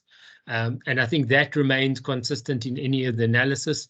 The other analysis that adds other flexible transmission options often are related to the European context, which is very short networks and has very different realities than what our network presents itself. Okay, so in that case, for this one, they've got a condition, or not a condition really. They declaring that they have not had the impedance figures. So couldn't we give them the impedance figures so that when they do the study, it's actually more actual than having to look at what other figures would have to be included? Yeah, I think the difference is that I think different studies have different functional objectives, and you can't do one study that answers all questions. The complexities of what you're studying are very different in each of the studies, and you need to segment the studies in different focus areas. So it is not computation. It's not possible and it's not practical to run a network evaluation study and an energy balancing study together. It's just not possible. You cannot do these things as optimization studies. So this part of the study is looking at the energy study of it, and it's giving a view. But then you have to take that and say, well, this gives you a very good perspective of the dispatches and test it, but there are other detailed studies that need to test that. Other complexities in grid stability need to be satisfied as well. And that needs a separate study with a different set of study objectives to do it to look at it in a different way. So I would say that in all of these studies, you need to do a sequential evaluation at different engineering levels to be able to come to an answer, and this level is appropriate for the studies, and it actually extends the way that energy studies are normally done. To this one extends it to a multi-nodal approach instead of a single nodal approach. So it's already moving in the right direction, I would say. No, thank you. I think it's appreciated. Maybe I should also appreciate the study and the people that were involved in it. We really appreciate it. It is detailed, and I'm sure that our Eskom colleagues would find some solution to can help the country.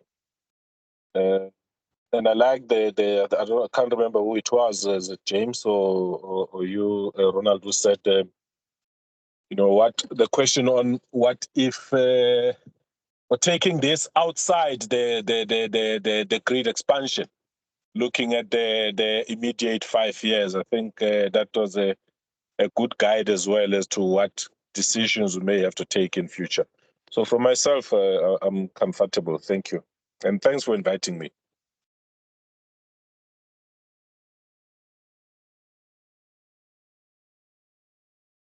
Thank you very much, Mr. Zimo. And I see also Paul Vermeulen raising hand in the chat. Good afternoon. Thanks for the opportunity to participate. I speak from the Energy Storage Association perspective as well as a distributor in South Africa, City Power.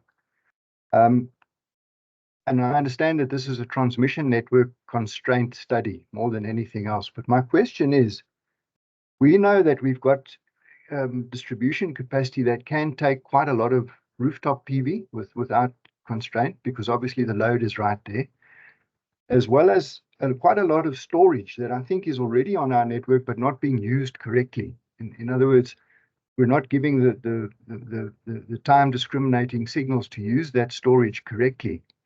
But my question from the team is, what is your general feeling about, we know that this is going to be a constraint until we can, so that might be a decade before we get new transmission networks. Would it be better to put that storage to apply a curtailment, and then think rather of putting that storage within the distribution networks? Would that be a better model to follow? Thank you very much. Thank you, Paul. So I leave maybe to Ronald to complement our potential answer, just because Eskom has, of course, a better knowledge and understanding of the current distribution transmission conditions of the grid. I would say that from the perspective of us, based on the results of the study, I would say that having storages at distribution level to couple the rooftop PV may, of course, benefit the results, because in the in the western part of the country, where the goal is to push power towards the east, having just rooftop PV that basically reduce the net load of those areas is not really beneficial for expanding new capacity utility scale. So having battery there, of course, could be useful, and this is the perspective for installing battery at the distribution. So I mean at the rooftop house scale. If you are also interested to compare the benefits of battery compared with curtailment, what we saw is that in the really short term, like in 2025, as we studied, if you divide the value added of batteries, regardless the voltage level at which you connect them, so the value added in terms of new production that allows to be exported, divided by the annualized cost of the battery, we saw that the 2025 as a target year, the ratio is close to 1. That basically means that the value added in terms of power valorized at the value of the LCOE of renewables and the cost are similar. So while the expected value added of curtailment is expected to be much more in favor of this measure respect to the cost of implementing it. And this is just to say that for the very short term, batteries are especially important for punctual balancing and inertia issues, regardless of the voltage. So this is the few consideration and feedback that we may give to you based on what we saw on the study. Then if you want to have a deep look at the specific distribution condition of the network, I guess Ronald in general Eskom can give you a better view on your question. Thank you. Thank you, Paul. Ronald, I see your hands on, I guess, for this topic. Yeah, I think I agree with what you said. I think the first thing is time signaling of value of capacity and not just energy is really important. So I agree with you, is that you should separate energy and capacity so that you can reward people for capacity that they are providing when it is required and at the time that it's required. So that's really important signals that aren't adequately provided and don't adequately incentivize the correct behavior or investment behavior for the optimal outcomes. And it also doesn't adequately reward people for the benefits of what they have. So I think that's really, really important. I think the question of the location of the batteries, I think in this type of a study as well, it's evaluating the entire global problem in that area. And so the batteries are doesn't matter where you locate them, the global problems will still remain. And the value of the batteries then are determined by the global problem that you have. So whether you put it on transmission or distribution, the study is reflecting that it's actually a global problem, and the value of batteries within that global problem has a certain limit. Within that limit, you could distribute it, and then there might be optimal places in the network where you want to distribute it. But I think the value of these types of studies is to say you need to always look at the global problem to contextualize the local value that you're having. And you could see that even in this study, where they first do the local studies of each of the different regions, and compared to the global study, and the global study shows different constraints which constrain those local areas to different limits. So you can't just say that placing it in the distribution network because there's no limits in the distribution network is okay. You need to see the context of that global limit first to see, does it make a difference or not? Yes, exactly. On this, to complement what Ronald said, is that just perhaps Eastern Cape indicates less benefits respect to the others, but again, in all the areas, the standalone part of the study suggests that the benefits is almost similar.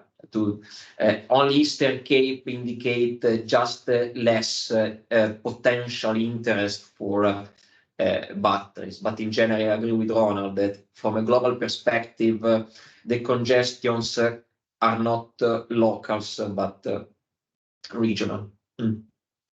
Yeah, and maybe just another comment, just also to put in perspective why the curtailment is always a value proposition, is because when you put in a battery, you by default are going to have energy exchange losses of up to 10%. So you've already lost 10% of the energy before you bought the battery. And the curtailment is losing up to the 10% energy already. So by pure observation, curtailment will always be cheaper than the battery because you're losing the same amount of the energy in the battery's energy exchange compared to having then to still buy the battery as well. And I think that's where it's not, people don't often, when they then say, well, we're going to save the energy, they don't look at the battery itself is a consumer of energy. It's a net energy consumer that increases the load in the area. Yes. And indeed, this before guiding and refining the optimization, to confirm what Ronald said, if you leave the optimization free to charge and discharge the battery in the same hour, what we fixed, but if you allow the model to do this, basically the model use the battery for doing the curtailment. No, this is just to tell you that I completely agree with you, Ronald, that the model itself, if allowed to do it, use the battery for doing the curtailment. Then the results that you see, we avoided this by avoiding the parallel discharge and charge of the battery in the hour. But it is to tell you that exactly the battery can be used to do curtailment that does not make economical sense.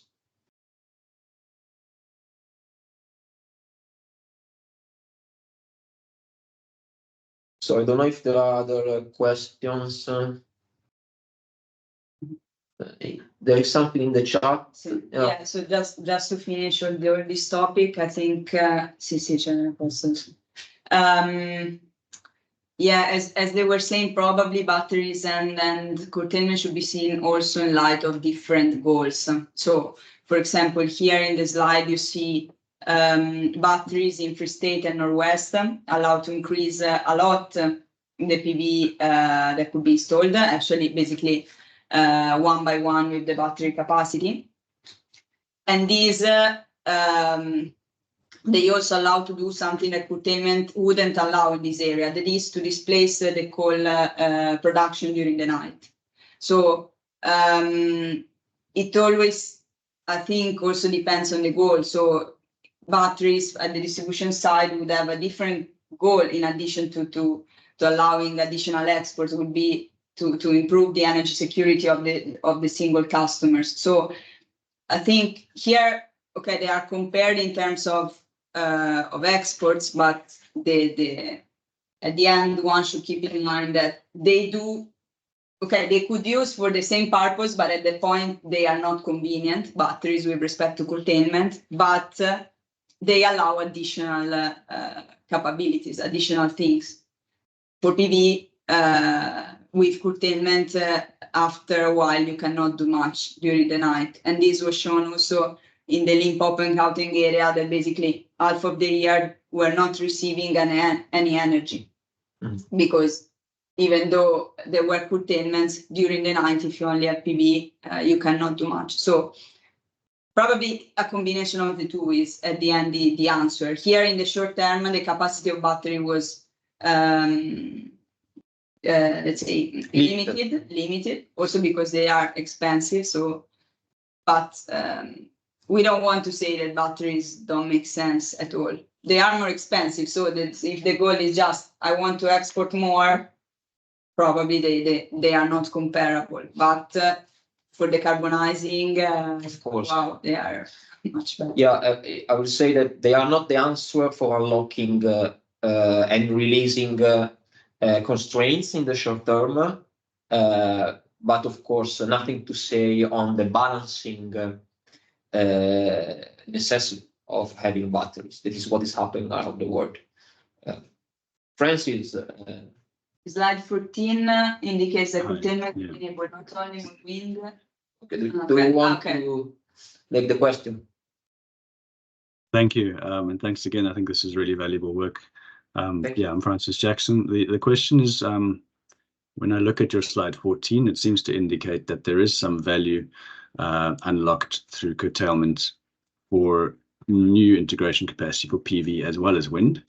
So I think, Ronald pointed out that the studies are directionally equivalent to other studies so far. They will indicate the value of curtailment up to 10% in creating, short-term massive unlocking of new capacity.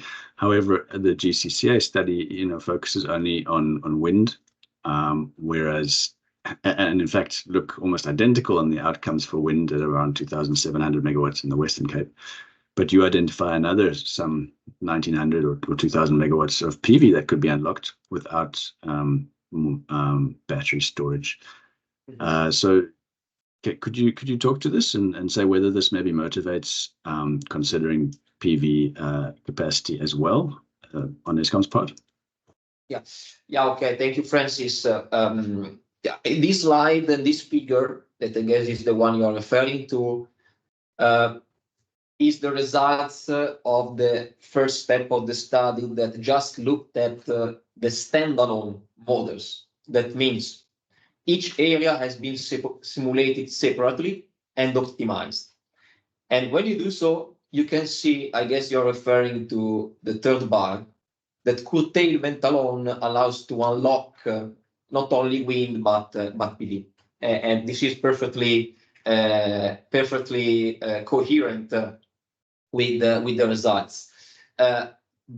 On the contrary, I guess that the results from the addendum of the GCCA should be compared not with this, but with our results of the interconnected model, where, if you remember, the optimization gave a much more additional capacity and assigned new additional capacity to wind, or only to wind. This because if you consider the regional maps of the energy flows, to maximize the export, wind is the resource that allows to maximize it. And so in the interconnected model, no wind, no solar PV was expected to be installed as additional source. That does not mean that wind PV cannot be installed in the Western Cape. Simply, if the goal is to optimize and push at most the exports, you should go for wind. So that's the reason why in our results, and I guess also the GCCA addendum ones, curtailment provides much more benefit to wind, because it is the resource that not only fit better with curtailment, but then also is the ones that is expected to be installed more in the interconnected region. Thank you. Thank you, Francis. So if I could just add something. The rooftop is also PV, which would also be added into that area as an unconstrained value. So it's not like there's no PV. It's that the rooftop eats up any buffer of PV that remains, and the optimized global one actually would choose wind as a global maximum transfer export capacity.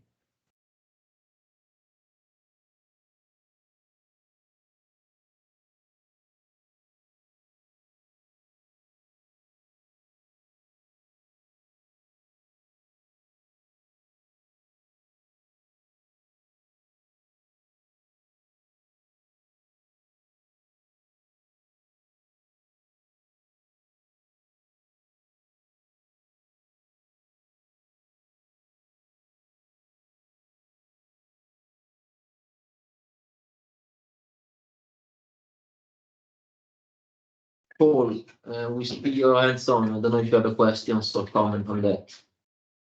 Just a very quick one. If we know we're going to need to curtail on the PV side here, would it make more sense to start asking for PV systems to be oriented more towards the east for the morning and more towards the west for the afternoon? Would that have any value as well? Thank you.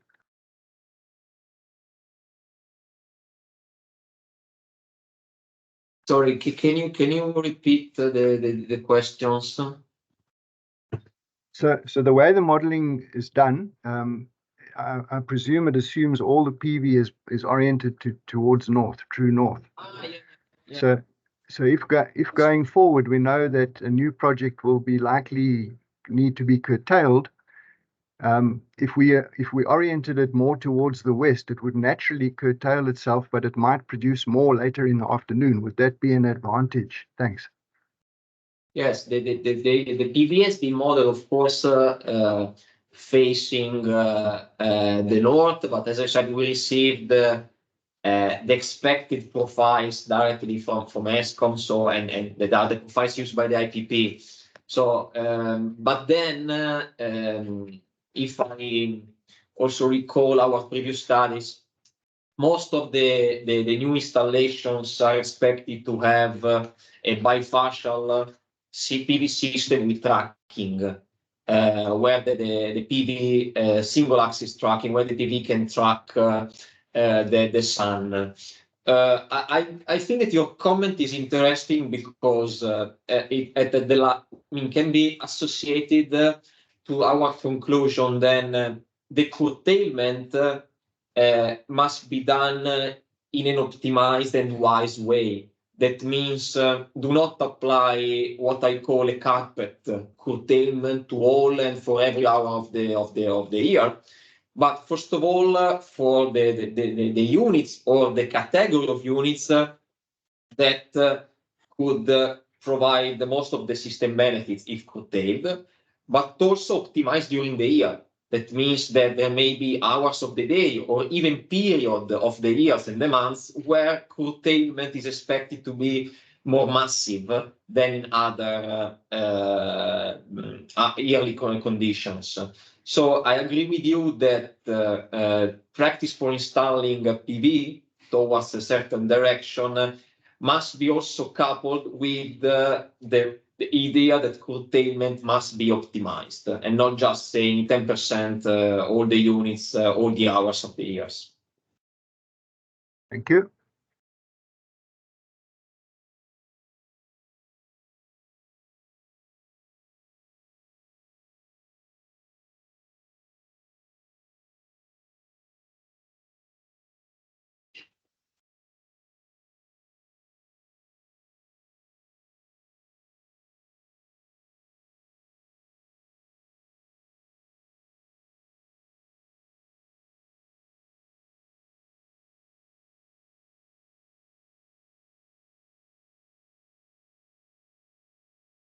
Do we have any further questions?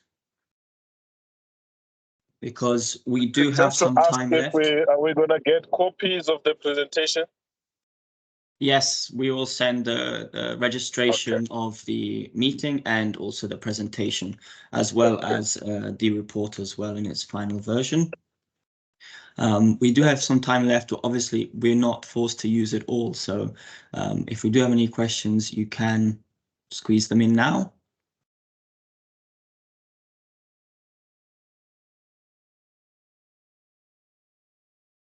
Okay. Paul, please. I think it's just a comment, and I'm trying to find solutions here. Okay. We know that we've got probably, there was a Salga and AMEU report of rooftop PV and private PV, something like 4.8 gigawatts total.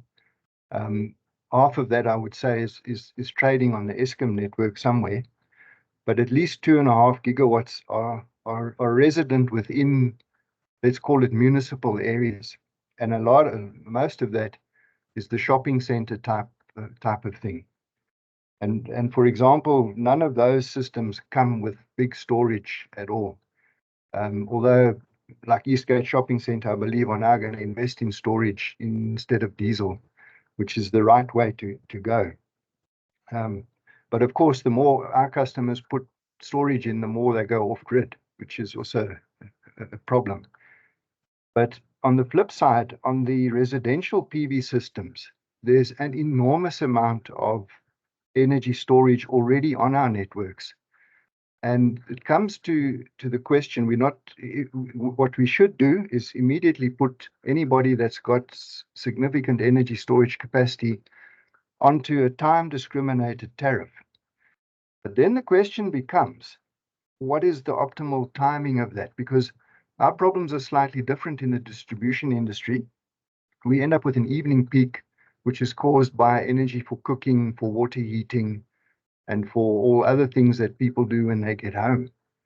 So it makes a lot of sense for us to set the time of use tariff for that evening peak, with the hope that those batteries are going to start being used to reduce that evening peak.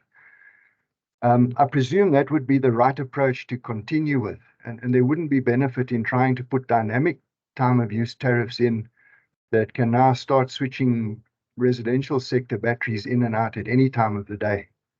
I presume, it's at the moment we've got, if I take the records or one of the preliminary studies that we're doing through CESI and the GIZ guys, they talk about 8.2 gigawatt hours worth of lithium ion batteries being present on our grids already.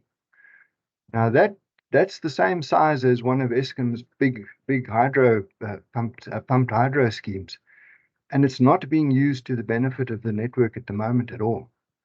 And to my mind, that's if we can grab a hold of that and control it in the right way, I think we would get rid of a stage or two at the moment now of load shedding. But of course, you also still want that to be a long-term sustainable resource going forward.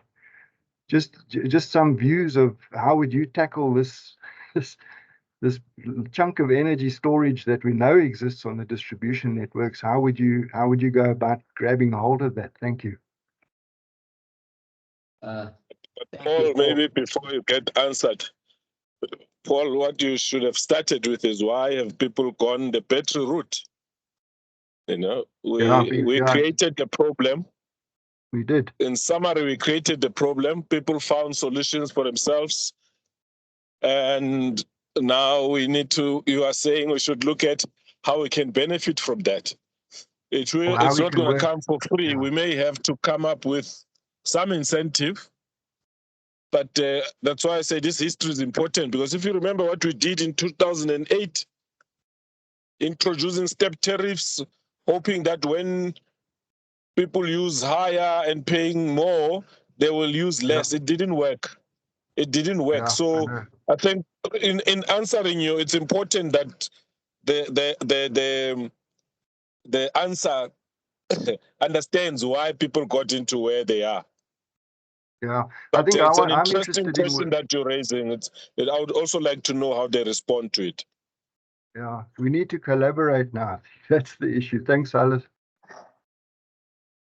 Sorry, it's Ronald. Yeah, I just want to jump in before the panel answers to say that we also need to be cautious in thinking that they are not being utilized. And I generally observe some people have given me views onto their systems. I don't have PV and battery, but so I view other people's systems, and generally what I see is that the installers have a very common practice of using the PV and batteries. They basically, the PV comes on during the day, the battery is discharged to its minimum level wherever a resident feels their security level needs to be of the battery. Is normally anything between 20% to 40% discharged. And then they charge it up during the day while they've got PV, mainly because their load is not absorbing all the PV that they have. And then at nighttime, after it's absorbed, they discharge the battery so it can go through the same cycle again. So generally, the batteries are currently being discharged during the peak period, just because the installers set it up that way so that it can be fully discharged at a constant rate through the evening till it becomes to the lower level. So you may actually be receiving a lot of that benefit. I think there might be an incentive to incentivize the resident to dispatch more of the battery during the peak period, because they generally dispatch it over the full duration, a slow dispatch of the battery. It also saves its life and so forth.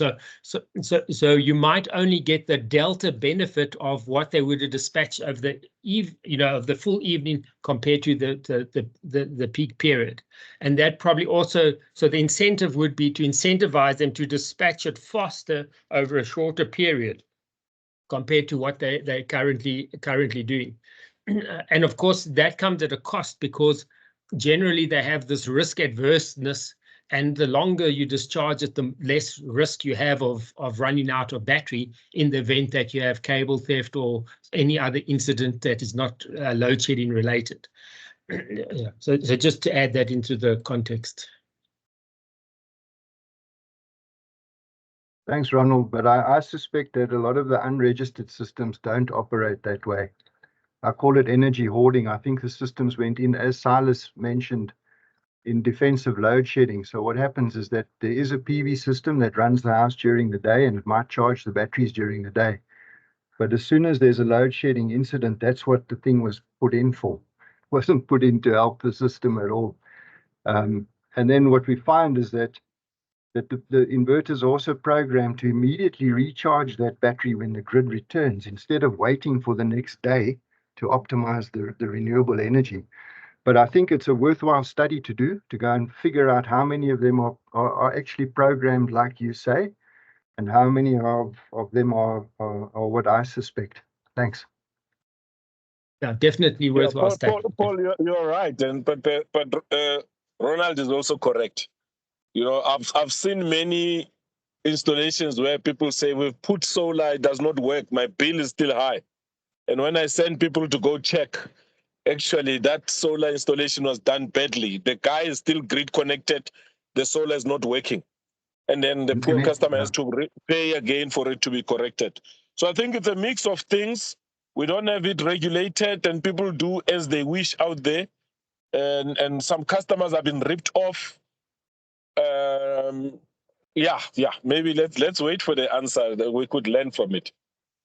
Thank you.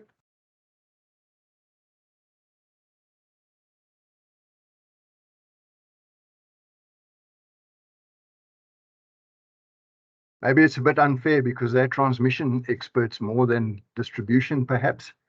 We've thrown a hell of a question at you, sorry. Yeah, the comment that is there in the chat, I think it's in any case an interesting comment. So it's where we are moving in Europe, that is trying to aggregate as much as possible customers in groups, in energy communities. This is a little bit different to what you're saying, but for example, if you have residential users and commercial centers, as you're saying, with different load patterns, aggregating them in communities, allowing them to sell energy to each other and to optimize the battery within a little bit wider system may also help in relieving problems on the grid, because they will self-balance. So in Europe, in Italy, we are moving a lot towards this model where customers can sell energy to each other. And this may be something that is a little bit more centralized, so that there is a control for the community, and this would allow to maybe not have the single residential customer controlling its own PV system, but having a little bit more aggregated customers with a centralized control that can actually check if this battery is used in a proper way, and deal with this. Should kind of self-regulate. So I think that point is interesting. I don't know if other all the points you have arisen, I think are reasonable. Of course, if BESS are programmed only in load shedding mode, of course they would not do what we expect, but normally, yes, they should probably be programmed to as you were saying, Ronan, to dispatch slowly energy during the night in order to be able to charge during the day. But this, of course, would be interesting to be investigated.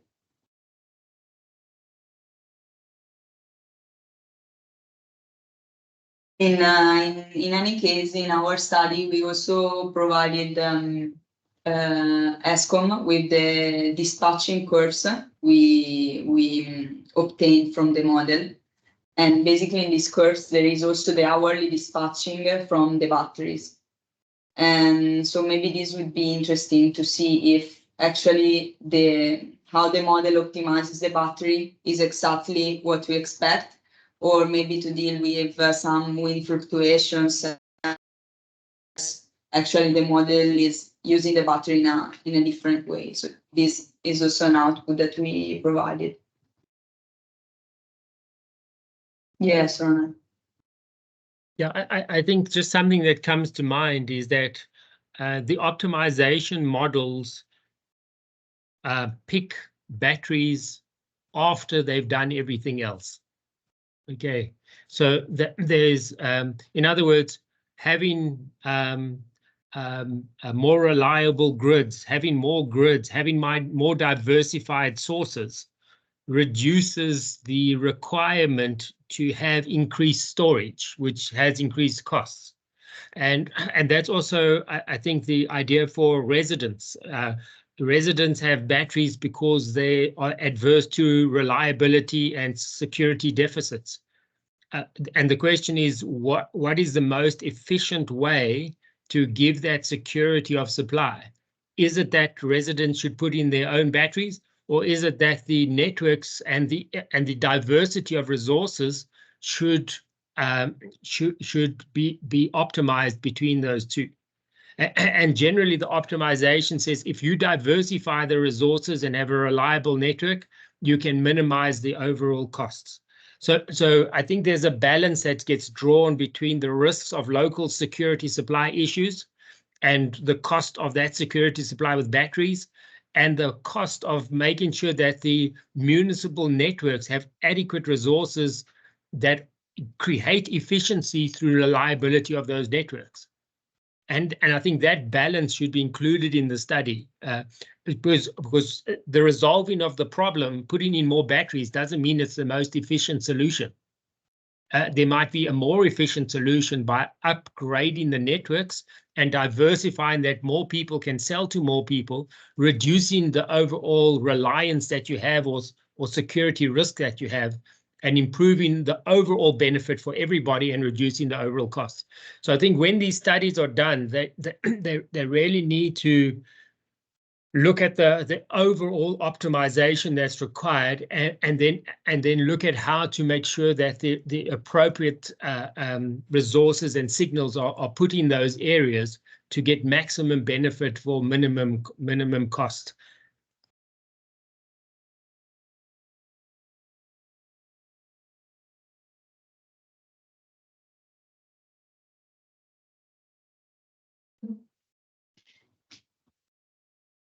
Okay, I think that we are nearing the end of the time allocated. It's been a bit of a marathon, so thanks for everyone contributing to the discussion. Big thank you to Fabio, Silvia, and also to Ronald for all the work that they've done over the past couple of years, actually, because this study now is a second phase. It's a follow-up to the previous one, so there's a lot of work that's been going on over the past 2 years, and the work is always top-notch and the explanations are always excellent. So a big thank you to all of you for the work done.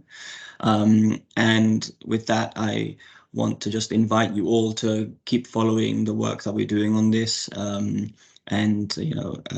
feel free to volunteer your support for our projects.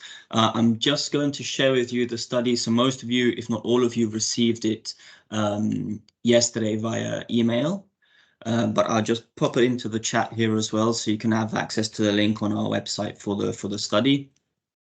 And obviously it is free to use and share. So please feel free to do so. With that, I will just like to add one more thing. Next week, as a lot of you know, there is the Energy Indaba in Cape Town. Rest for Africa is holding an event on financing, climate financing. So that also includes the financing of transmission infrastructure and other renewable energy projects. So if any of you do happen to be in Cape Town next week for the 8th, which is the Friday, please, come and join us. We're happy to have you. You can register through the link that I've also just sent. With that, we've got 2 minutes to spare, so I won't take up any extra time. Once again, a big thank you to everyone. Enjoy the rest of your day and the weekend as well.